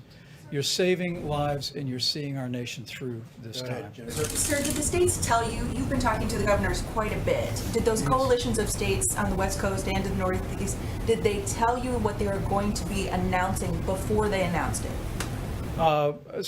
Governor Phil Murphy and the governor of Connecticut expressed today that they were going to be speaking and discussing on a regional basis what their recommendations would be. And we assured them today. About that, though, sir? We assured them today on our conference call with, I think, 48 governors that were with us today for the better part of an hour and a half.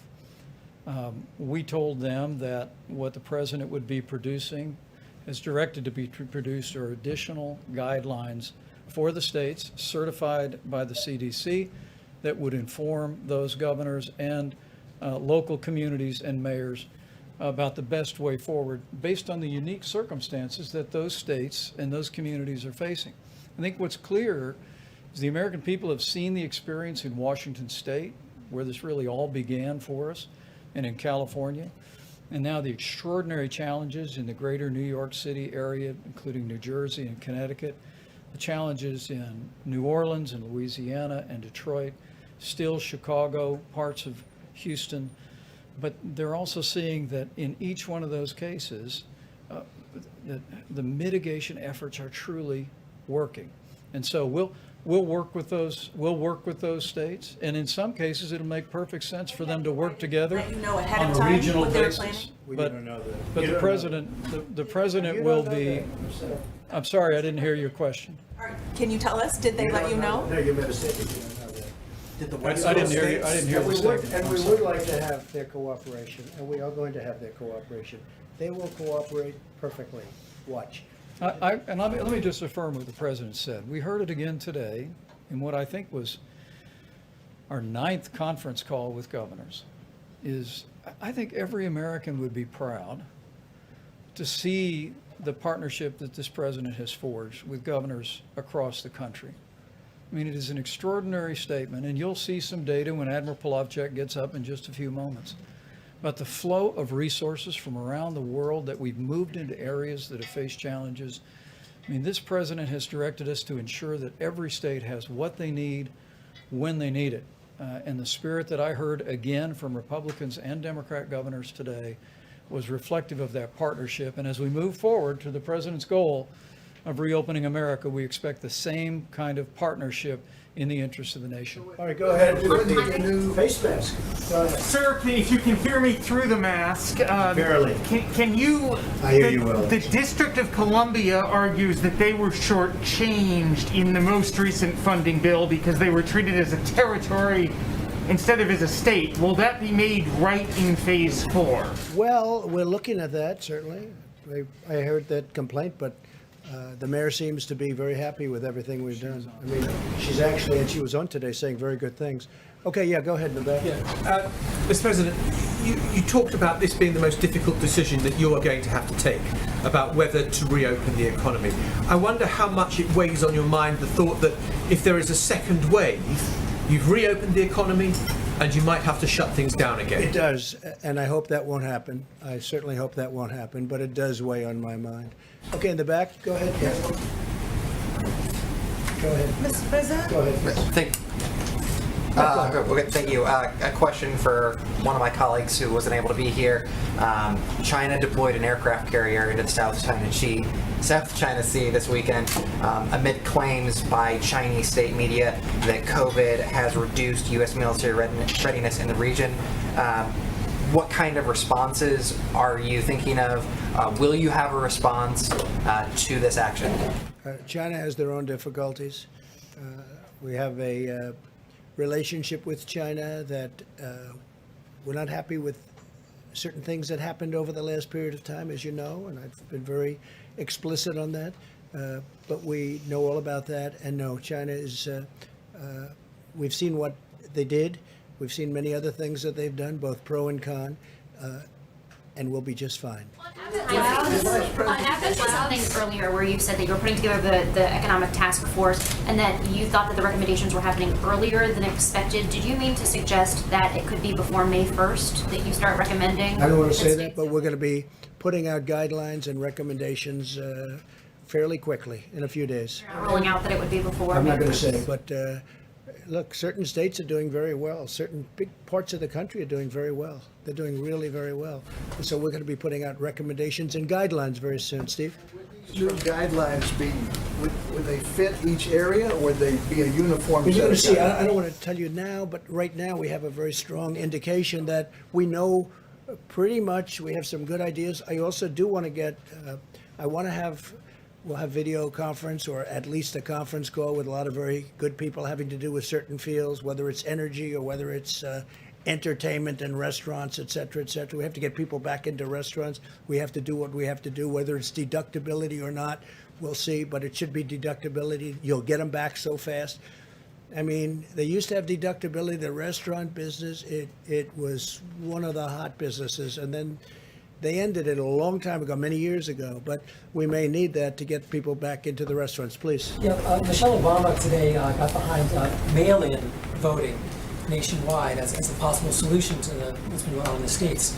She said it shouldn't be a partisan issue. Have your advisors told you that could save lives? Well, absentee ballot are you talking about? But on a massive scale because of the coronavirus. Well, I don't know what she did. I mean, I didn't see that. When did that happen today? Yeah, today. She's back to nonpartisan group. I wish her a lot of luck. On Abbott Labs, you said you had a long. Yes, Mr. President, there's a little bit of confusion about your phone calls yesterday with President Putin.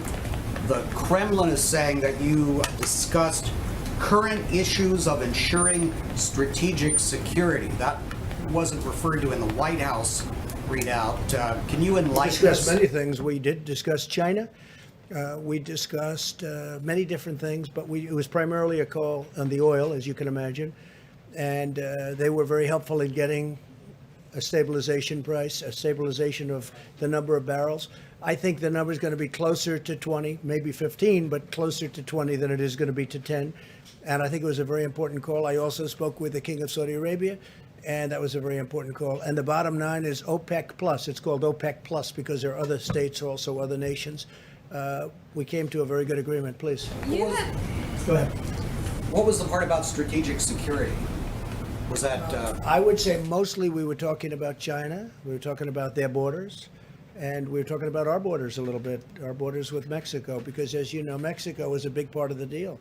And Mexico, really, it was very complex from the standpoint of Mexico. It was not an easy deal for Mexico and the president. We appreciated a certain amount of flexibility. But we talked about borders, we talked about China, talked about Mexico. Security sounds more like arms I mean, we did talk about the arms. Yes, we did. That was a very important part of the call, actually. Yeah, good point. Please. So on Abbott Labs, you said testing is going great. We know that these machines have been sent to some of the governors, but some of them are saying they don't have the materials to actually conduct. Well, they have to get tests. the material. You know, the governors have to get the material. Now, if they can't get it, they're going to see us. I'm talking about the local governments. I'm talking about governors have to get the material. Now, they have machines. In fact, we're going to go in. I asked Mike to go into it as soon as I leave. They have very powerful machines that they don't know they even have. I'm not talking about Abbott. I'm talking about the governors. They have machines that are used for this. You know what I'm referring to? Very big, very powerful machines where in a certain state's case, they're only using 10% of their capacity and they didn't know it. That happens to be Illinois. John, please. Real quick, these 15-minute tests that you've sent out, these new ones that you had in the Rose Garden, they say, including Governor Sununu in New Hampshire, that they don't have the cartridges to actually conduct the test. So when will they get those cartridges? What do you think the answer to that is? Rapidly increasing the numbers. Rapidly increasing the numbers. Should we look at Rapidly timeline? increases, well, pretty quickly.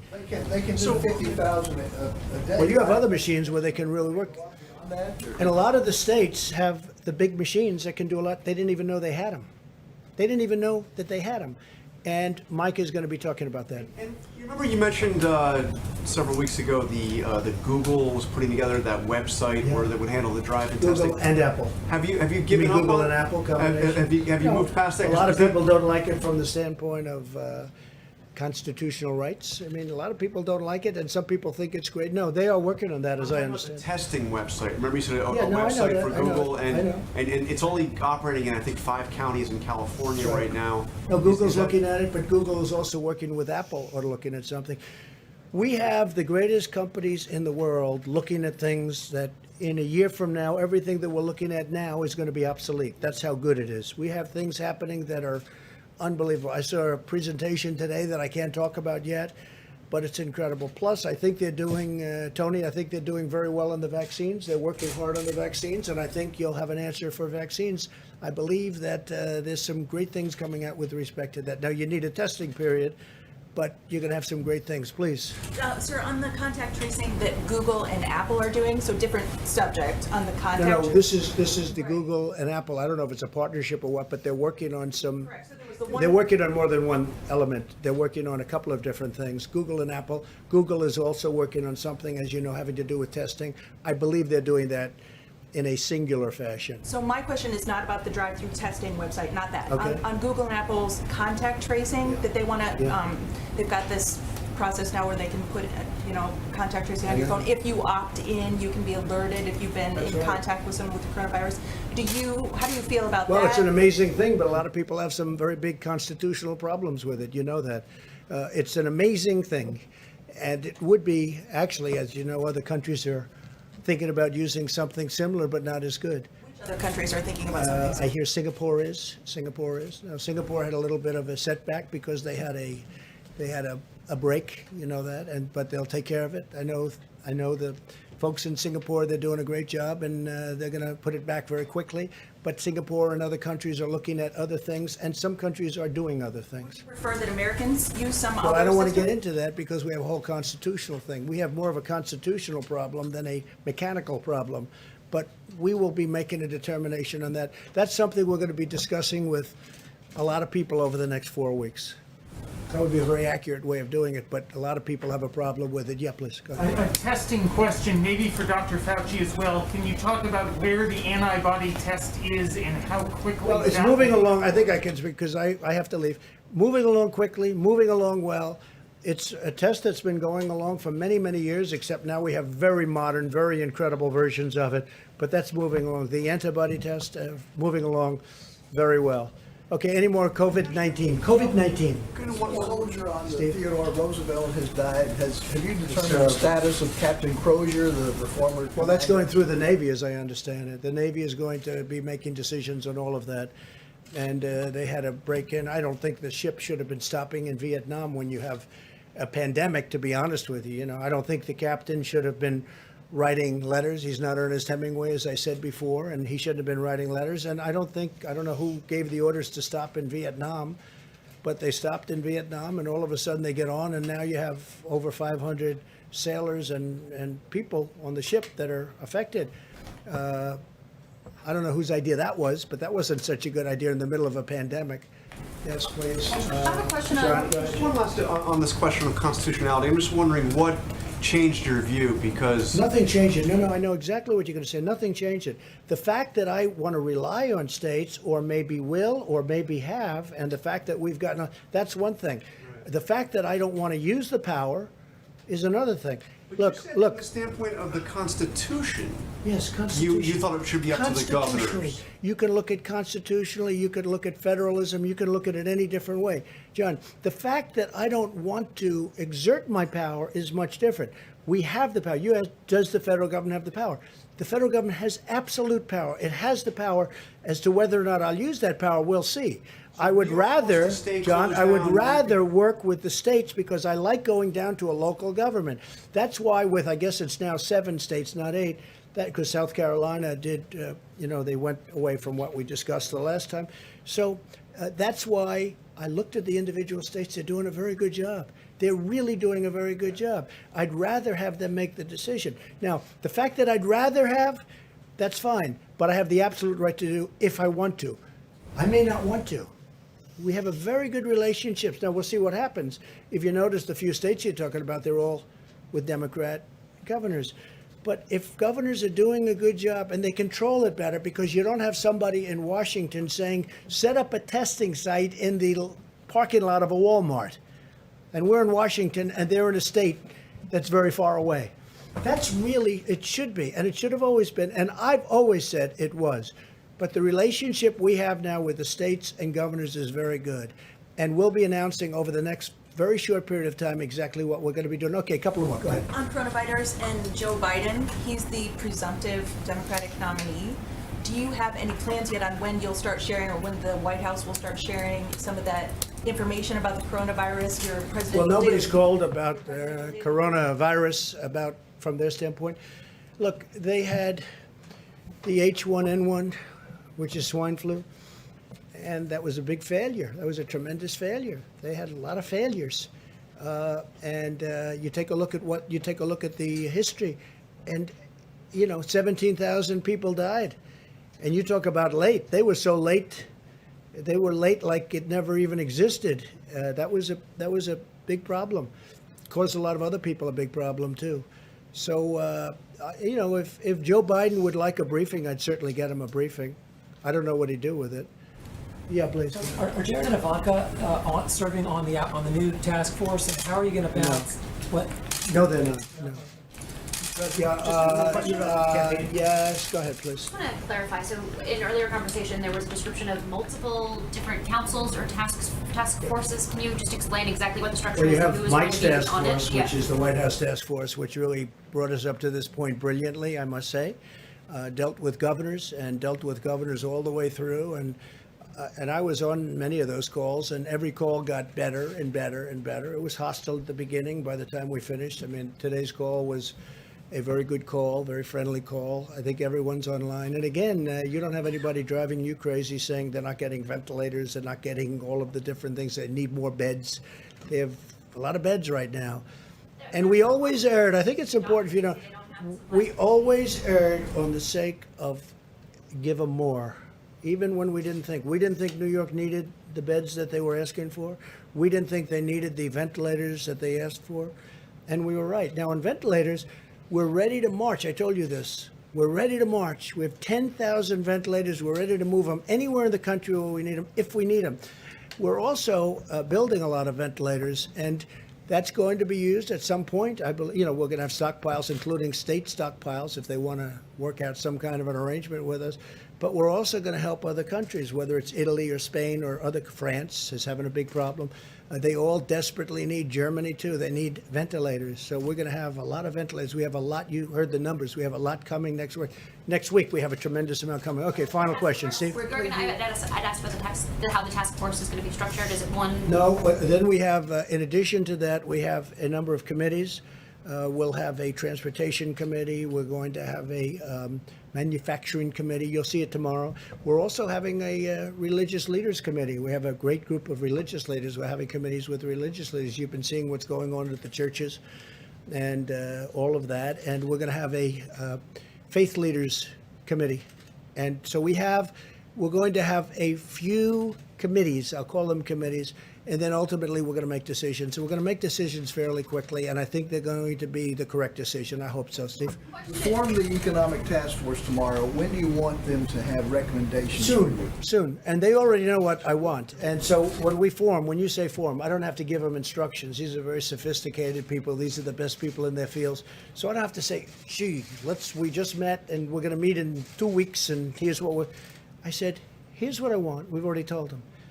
And they're the best names in the various businesses and professions and religions. I mean, these are the greatest names, the people that I think probably know the best. So we've called them, and we're going to be speaking to them very soon. And we want them to have, if it's questions or statements, we want them to have that for us. And we will have either a response or maybe, ideally, we're going to be learning from them, and we'll be able to do that and put them put everything we learned from those calls into our new guidelines. So we're going to have new guidelines coming soon. I think it's going to be very good. I think it's going to be very smooth, and I hope it's going to be very safe. Thank you all very much. Thank you. Stanley Shera is a friend of mine for a long time. He's a great real estate person. Passed away, was a great real estate person. Great. Sort of a legend in New York real estate. He called me a couple of weeks ago, said he's tested positive. Stanley's in his early to mid 80s, I guess. And Stanley went to the hospital, and he never came out. He went into a coma. He was unconscious for a long period of time, and he never made it. A great man. He left very charitable, really a great philanthropist, a very, very successful person in Manhattan in the real estate business. So I got to know him a lot. He was so excited when his friend from New York became the President of the United States. He was like a young boy. And he was not a young boy, but he was like a young boy. He was so excited. He thought we'd do such a good job, and he was so happy. And he was very proud of what we've done in this administration. But he was tested positive, and unfortunately, he didn't make it. To me, it's a very sad thing. Thank you all very much. Thank you. Thanks, Doug. Thank you, Mr. President. As the President mentioned, the task force today spoke to 48 of the nation's governors. On that call, we reflected on the fact that all 50 states had emergency declarations in place, which was a first for American history. $5.2 billion had been distributed to the states under the Stafford Act, and it was a productive call and reflective of President Trump's ongoing direction for us to work closely with the states to make sure the states in the areas most impacted by the coronavirus have what they need when they need it. We spoke about the issue of testing and supplies, and I'm going to ask Dr. Deborah Birx to come forward, as well as Admiral Polovchek, to reflect on both of those topics for you. Dr. Birx has been leading an effort from the task force from early on rapidly expanding testing.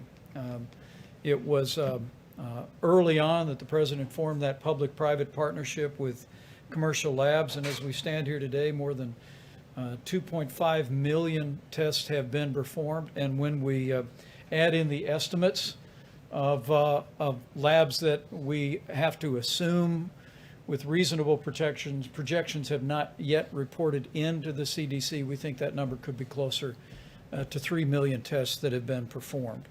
As has been mentioned, the new 15-minute test, we are working closely with Abbott Laboratories that the President and our team met with today here at the White House to rapidly increase the availability of cartridges. Abbott is producing roughly 50,000 cartridges a day. FEMA acquired an initial supply of that and distributed those to the states, but we're working with the states to not only distribute what's being made, but also work with other suppliers to create additional cartridges. A point that I'll ask Dr. Birx to expand on in just a moment is the fact that beyond the new 15-minute test by Abbott Laboratories, beyond what we expect to be a new antibody test, which may well be approved by the FDA in just a matter of days. And an antibody test that would be produced at the rate of 20 million tests a month. The reality is that those commercial laboratories that the President brought in here the better part of 2 months ago and initiated that public and private partnership with have been producing hundreds of thousands of tests every single week.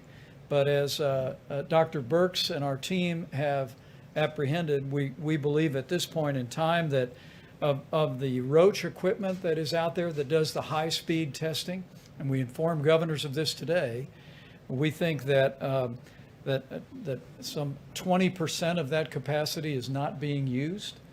And with regard to the Abbott N2000 systems, we told governors today that we think 75% of that laboratory capacity that exists in the United States today is not being utilized by our governors. So we sent a very clear message to governors today to reach out to their hospitals, reach out to their labs to identify the presence of the Roche Amplicor 500 and the Abbott N2000 to get those activated. We literally estimate that although we're doing over 110,000 tests a day in the United States, that if our governors and state labs would simply activate the machines that are already there, we could double the amount of testing in the United States literally overnight.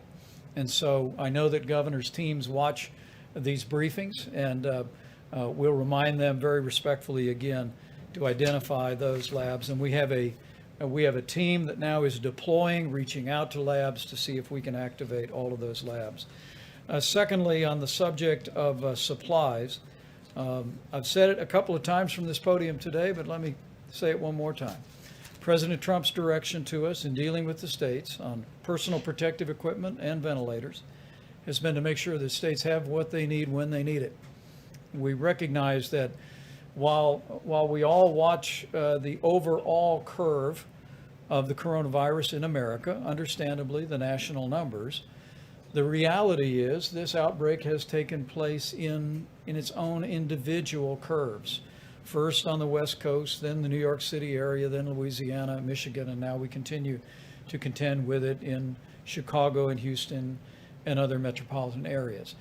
It has given us the opportunity to ensure that personal protective equipment and ventilators are made available on a critical basis. And I have to tell you, we're incredibly proud of the effort and the partnership with states that has us standing here today, that no one who has required a ventilator has been denied a ventilator in the United States of America. At this point, we have just short of 7,000 ventilators in the Strategic National Stockpile, but as Admiral Polovchek will detail, we're already beginning to receive newly manufactured ventilators. We'll get another 1,000 in this week. By the middle of May, we'll literally have another 8,000 ventilators available for deployment around the country. I'm going to let him describe to you the specific detailing of those resources, but I want to share these numbers, most especially for our healthcare workers around the country in the areas most impacted by the coronavirus, so that you know the resources are surging into the hospital systems at the point of the need, and we will continue to do just that. So let me recognize Dr. Birx to reflect on the data and also on maybe some comments on testing. And then Admiral Polovchek, if you just step up and then you'll describe supplies. We'll hear from Dr. Fauci again and then take a few questions. Great. Thank you, Mr. Vice President. I don't know if we can get the first slide on cumulative cases. Yes, thank you so much. I wanted to show you a different way of looking at it today. Obviously, we look at case counts per 100,000 Americans in each of our states and metro areas. But I wanted you to see in absolute numbers how much the New York, New Jersey metro area dwarfs all other metro areas. And so you can't even see Chicago, Detroit, or Boston. All of those metro areas are under 25,000 cases. You can see that the New York, New Jersey metro area is about almost 250,000 when you bring those cases together, almost a log more. And that's why you hear us talking a lot about the metro area of New York and New Jersey and the counties of Rockland and Westchester and Suffolk and Nassau and Bergen, New Jersey, and why we're so focused on getting resources to that metro area. If I can see the next slide then. So if I take New York and New Jersey metro area out, this is the other metro areas that we have been tracking very closely. I wanted to show this to you so you could see how those curves are already starting to plateau. So if you look at Detroit, if you look at Philadelphia, if you look at Louisiana, Louisiana's in green, Detroit is in gray. You can see across the board, across these metro areas, across metro areas would have a higher concentration of individuals. This is what the American people in these large cities have done, where it is more difficult often to socially distant. And we're just really impressed by the work of the mayors and the governors to make this happen. I also wanted you to see this because you can clearly see Chicago and Boston. And so Chicago is in the orange and Boston is in the yellow. They are crossing Detroit. And that's why we have been very much focused on the needs of those areas. And there's one, and Providence is also in that category. It's difficult for you to see them because they're much further down on the slide. But the highest, if you look at the axis on this slide, it's 25,000. The axis on the last slide was 300,000.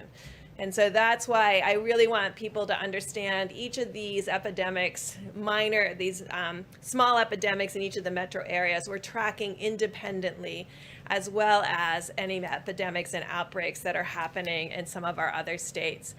So I just wanted you to have that perspective of how significant the New York, New Jersey issue is and why we've been tracking that so closely.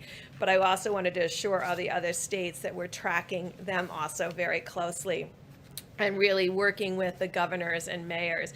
And that's why I wanted to see that not only are the curves flattening in some of those major metropolitan areas, but they're starting to decrease. And this is what we're very excited about. These are cases. We also know that mortality will lag. And so we're really tracking also the number of individuals who have succumbed to the COVID-19. I also wanted to really note here that, yes, our mortality is less when you combine European countries equal to the size of the United States. And I think this is really two things. One, it's the incredible work of the American people, that it's also the incredible work of our healthcare providers and the system of each of these hospitals that have the resources and the ability to respond to the needs of the COVID-19 patients. And I think you can really see this superb healthcare delivery that is happening by the low mortality. Just to mention really quickly about testing, because you've heard me before talk about it, and then it was a little bit misquoted and misaligned, but there are multiple Abbott machines. So I'm going to be very clear, having spent years in the laboratory. The high throughput machines, which are the Roche 6800 and the 8800 on Roche, and the Abbott M2000, these are the machines that run between 500 and 1,000 assays at a time. The Abbott company worked really hard 3 weeks ago in getting 1 million tests out there to be utilized, and they can make 1 million tests a week for all of our laboratories that have these platforms. And so far to date, somewhere around 250,000 tests have been utilized in 3 weeks worth of work. And that's why we've really been appealing to the laboratory directors to really bring all those machines on. Last week, Dr. Fauci and his incredible team of researchers have agreed to really reach out and find additional Roche and Abbott high throughput machines that are in research institutions and doing critical research work, to bring them online also, to supplement the other laboratories' work, to create a mosaic and a complete strategy that brings together the high throughput platforms with the medium throughput platforms, with what are the low throughput but rapid platforms, which is this ID Now. ID Now is not going to be the answer to the number of tests that we need over the next few weeks. Those run a test every 15 minutes. And we can get about 55,000 cartridges a day. But I just got done saying that these other machines, of which we have hundreds of, can run 500 to 1,000 in a single time frame. And so we need to bring all of these assays together, and a team has been created to call every single laboratory and every single research institution across the United States to define the complete capacity in every single state, because it shouldn't be our expectation that every governor understands exactly everything that's in his state. But we have to understand everything in every state in order to be able to meet the needs of the American people as we increase testing. Now, I know you all know that in 3 weeks we went from 300,000 tests total to 3 million tests total in 3 weeks. We know that we have to further increase that. That has been done really by HHS and Admiral Giroir and the team up there. And we're going to supplement that team to really bring on all of the additional resources and platforms that we have in the United States of America, just like we did with ventilators, to bring all of the capacity to bear so that we can also continue to increase testing.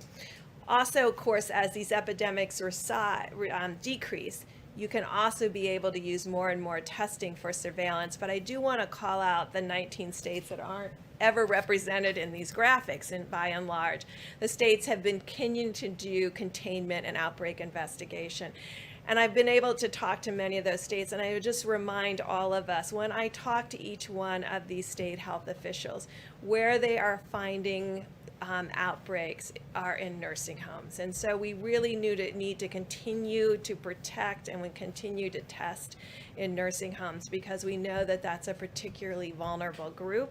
And it's a group where often, now that we're beginning to understand asymptomatic transmission, no one is intending to pass the virus on to others. But we know in essential workers around the United States, people are unknowingly infected and in passing the virus on. And so those are the ones that we're very interested in finding. And you might say, well, how do you find them?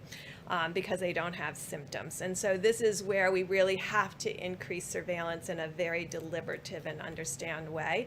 And so we're really looking, what are sentinel surveillance sites? I think we can see where there's outbreaks, because once people have symptoms, you can see them. But where do you do sentinel surveillance so that you find them before they have symptoms?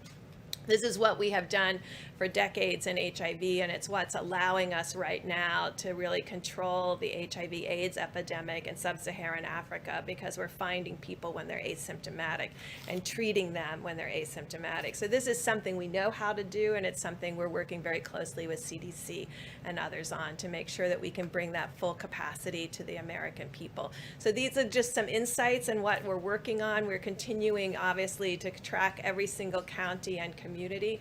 And then finally, I'm going to call on one additional group.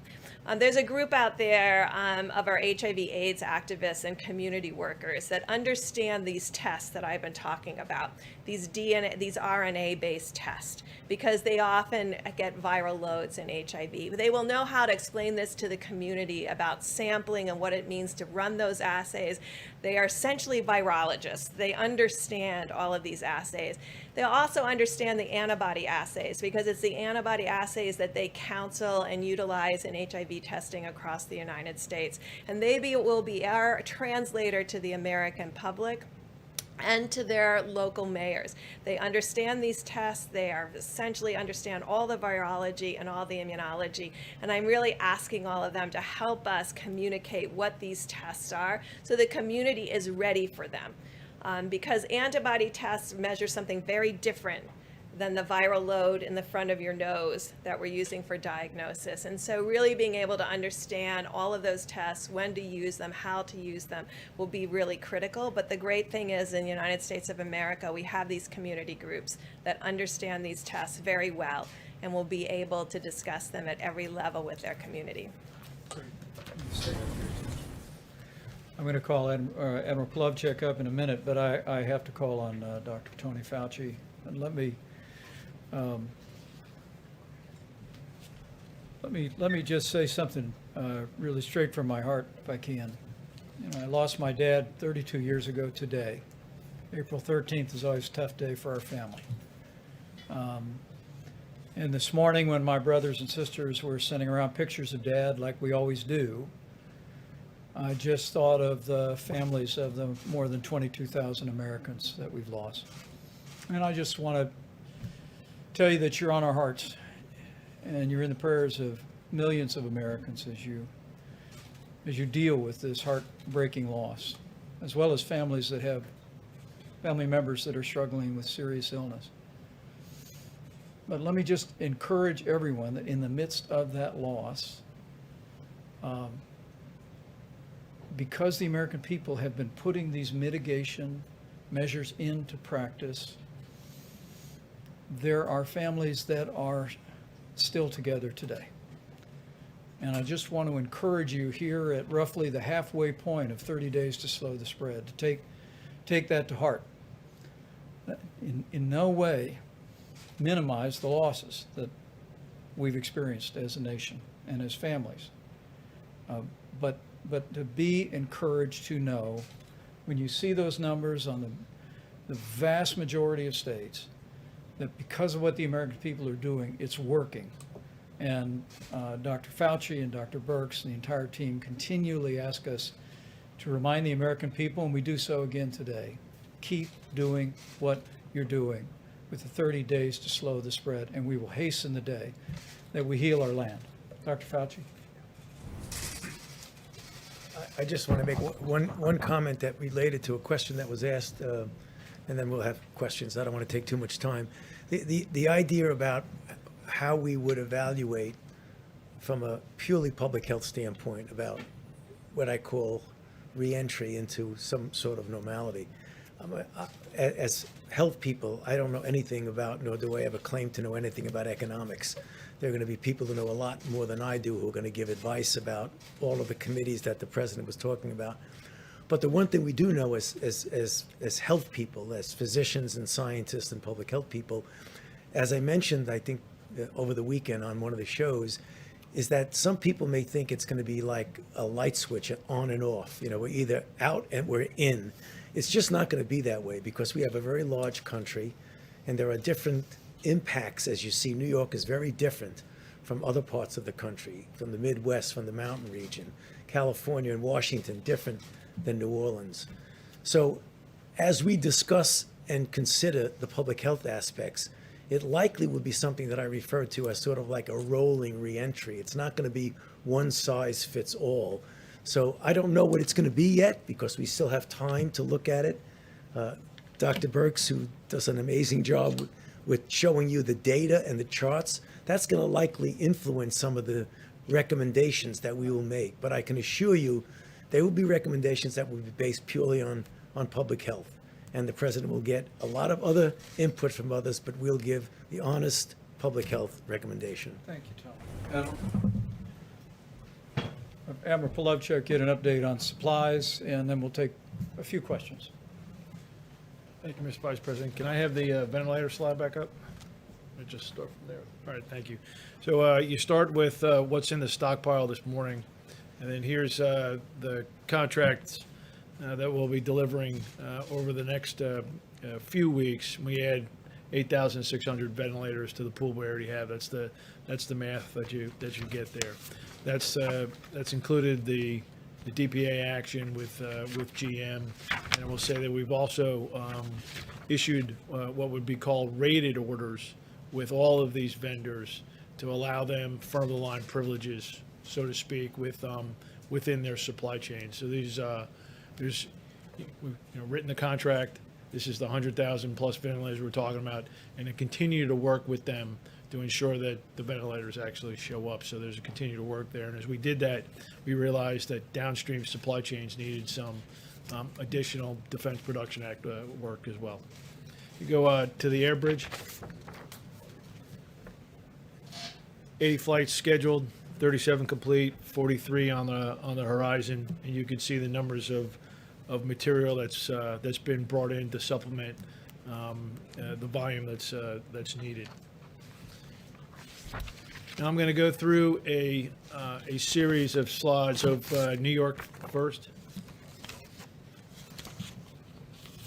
So Dr. Birx provides me what I will call as a geographic reference to align the supply chain. So all of those cities, you'll see a little bit of theme here. I'll be talking about a lot of the cities and geographic areas. Align the supply chain to those geographic areas to try to get as much there, while realize the rest of the nation needs supplies as well.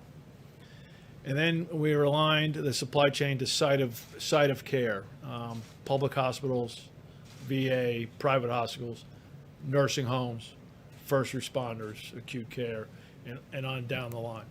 So the last business week, so Monday of last week through Friday, Saturday of the past week, these are the amounts of materials that came into the New York, New Jersey metro area, and you can see the volumes there. So if you can go to Detroit, we talked about their hotspot.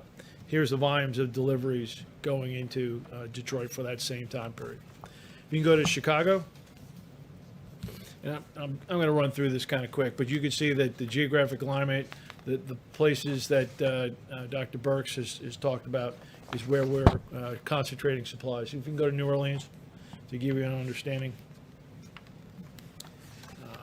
Washington, D.C. Right, so I hadn't talked about that. Today was, a very kind of early entry into the, hey, Washington, D.C., Baltimore, right? Positioning supplies ahead of need, we hope, in Washington. Go to Baltimore, and you can see the volumes there, trying to get ahead of that. And then Philadelphia is next. And then now the next slide is a 9-city roll-up. And so to save a little time, I did not include Boston and Houston in there. So you can see the volume of material flowing through a commercial network, Airbridge, their supplies, into geographic regions, and then further prioritized to site of care. Now, final topic. N95 masks. So the Department of Defense announced a DPA action this weekend. That came over from DOD on Friday into the White House, approved on Saturday, and contract awarded today, $131 million, 5 companies, 3M, Honeywell, Owens & Minor, Boldex, and Draeger. The CARES Act was signed before March was end, right towards the end there. So we're essentially 2 weeks from that money being put in the Title III authority for DoD. This action takes us from a baseline of what was being produced domestically of about 30 million masks, upwards to, as we go through the fall into the winter, 120 million masks domestically. So currently we're filling some of that demand from overseas sources, right? And so the additive masks here through this will ramp up, lower dependence on overseas sources, and that will essentially secure a big piece of supply chain. 5 companies, 6 cities, Smithfield, Rhode Island, Phoenix, Arizona, Del Rio, Texas, Lexington, North Carolina, Sheboygan Falls, Wisconsin, and Aberdeen, North Dakota, all either producing more fabric or increasing production facilities to have that ramp up.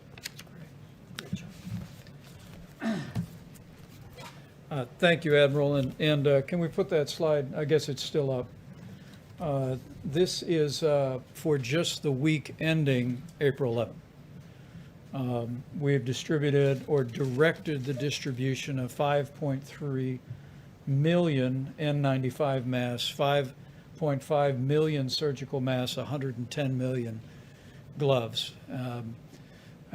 We share that mostly just to make sure our healthcare workers know that the resources are flowing. We're going to continue to flow them, but this is just the numbers for this week. And don't include, for instance, what the president announced. I was able to tell Governor Tom Wolf of Pennsylvania today that next week they'll be receiving 2 million N95 masks to support some of the healthcare challenges that they're facing in the broader Philadelphia area. So with that, we will be happy to take a couple of questions. Go Thank ahead. you so much. One for the Admiral and then one for Dr. Fauci, if you don't please. mind. For the Admiral, wouldn't it have been useful as you're going through, all of those supplies that are now making their way into the system? You talked about having to buy foreign products, as we're catching up and making it. Wouldn't it have been useful if it had taken until mid-March for the government to start placing bulk orders for these kinds of supplies? So I came over from the Pentagon the 20th of March, so I'll speak from the 20th of March on now. We're using the Defense Production Act. I think you'll see much more use of that as we go forward. We make. timing here, I and that know, lost and time that the I'm president not equipped to denied. talk about other than from about the 20th of March forward. I was over the joint staff. I wasn't involved. Okay. Ask Dr. Fauci. You said that you'd be, giving the president your recommendations, you and Dr. Birx coming up with a plan that you guys are comfortable with.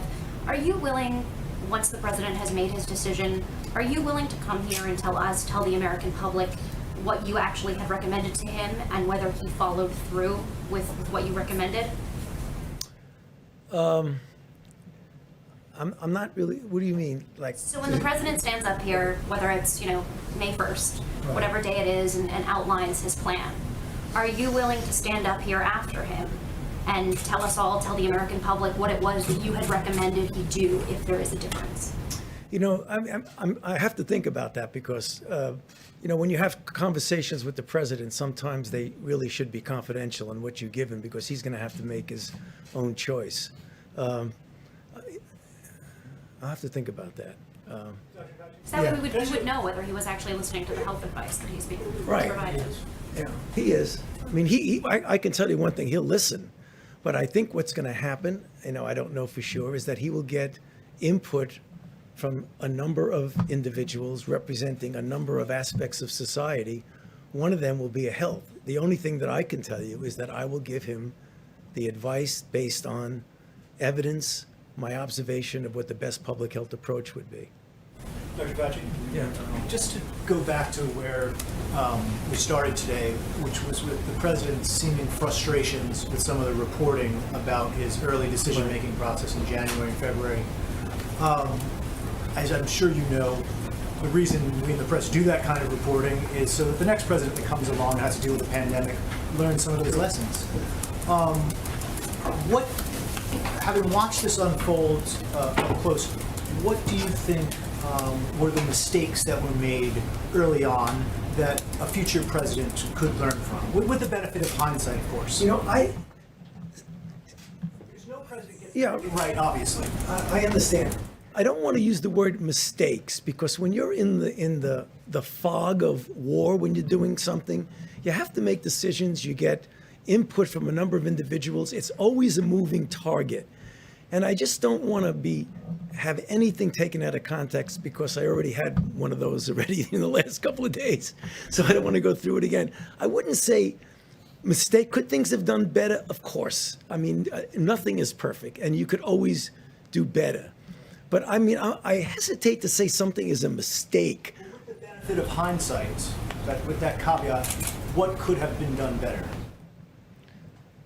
Well, I mean, I can't comment about anything outside of my own field, but the thing that when I think back on was evolving in my mind was something that was a virus that was much worse than what I had thought it was going to be, based on what we had learned early on, when it was first felt to be something that just jumped from an animal to a human. And really didn't have much capability of going human to human. And then all of a sudden you find out that not only was it not just animal to human, but there were a lot of, that's probably the way it started. But then as you go back and you realize there were probably a lot of infections that maybe if we had dealt into that a little bit more, we could have learned that not only is it affecting human to human, but it's transmitting really efficiently. When I question myself, I'm not perfect. Maybe I wouldn't say made mistakes, but maybe I should have really tried to delve into that a little bit more about what was going on. But the information wasn't as forthcoming as I would have liked. And then all of a sudden, when you find out that you're dealing with something that is not only what had been your worst nightmare, because people ask me that, what is your worst nightmare? A brand new virus that's respiratory transmitted, that has a high degree of transmissibility, that has a high degree of morbidity and mortality. Is that a mistake? Maybe I should have been able to realize that earlier. I'm not sure it's a mistake. It was just an evolving thing that we finally realized and said, whoa, this is really worse than we could have imagined. Question. All right, last one, guys. One more. When you met with Abbott Laboratories today, what did you ask them to do? What did they say they could do? Well, we spoke with Abbott Laboratories today about how we can increase significantly the production of cartridges for the 15-minute test. Because remember, we're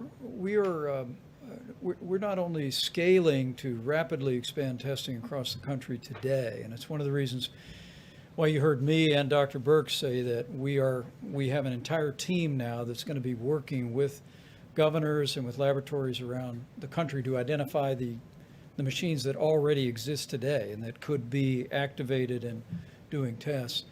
But we also want to work with Abbott Laboratories for the longer term, because if the current trend lines hold, and I hope and I literally pray that we will soon find ourselves on the downslope of the coronavirus in this country. This epidemic in its current form will come to an end, but as we make decisions and in the days ahead to reopen America, what President Trump also wants to do is have a policy in place to stay open, and having the kind of surveillance testing available around the country so that CDC can do the immediate contact tracing when you have a positive test, so that we can deploy resources like the new Abbott 15-minute test specifically to nursing homes. We spoke today to Governor Baker in Massachusetts, Governor Hogan in Maryland, both of whom have been very innovative implementing federal guidelines for preventing the spread of infectious disease at nursing homes, and we commend them for that. But being able to increase the manufacture of those devices so they can be deployed going forward in the months ahead is also a focal point of our efforts. So rapidly continuing to expand testing today. And the governor of Louisiana told me today that they had tested at the highest per capita, according to his numbers, of any state in the union. We congratulate him for that.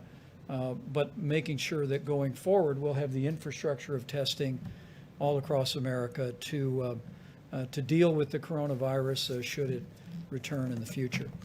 With that, let me bid you all a good evening. We will be back tomorrow. And, Vice President, I just have a question about these cartridges and this timeline, because the New Hampshire governor says the federal government is in charge of distributing those, FEMA is. So what is the timeline for when they'll have enough of them? Because they say they don't have enough, Illinois said they didn't have enough. So look, what's the timeline that you're working with? Yeah, let me let Dr. Birx address that, but there was an initial tranche that we purchased. There's some 18,000 Abbott Laboratory machines around the country. And FEMA acquired a certain amount that were immediately distributed across the states. But now Abbott Laboratories is literally producing some 50,000 a day. Those are available on the open market. And we're also going to be working with Abbott and with the states to deploy those resources. And we're also working with other manufacturers to increase the production of cartridges. But if there's more to that you want to add, that was Deb, we'll make it the perfectly last. said. I just want to, sometimes you ask these questions and I just want to make sure that people understand. So a third of them went specifically to Indian Health Service and these states that have smaller epidemics. 2/3 of it went into the public market, mostly targeted to the places where there's high disease.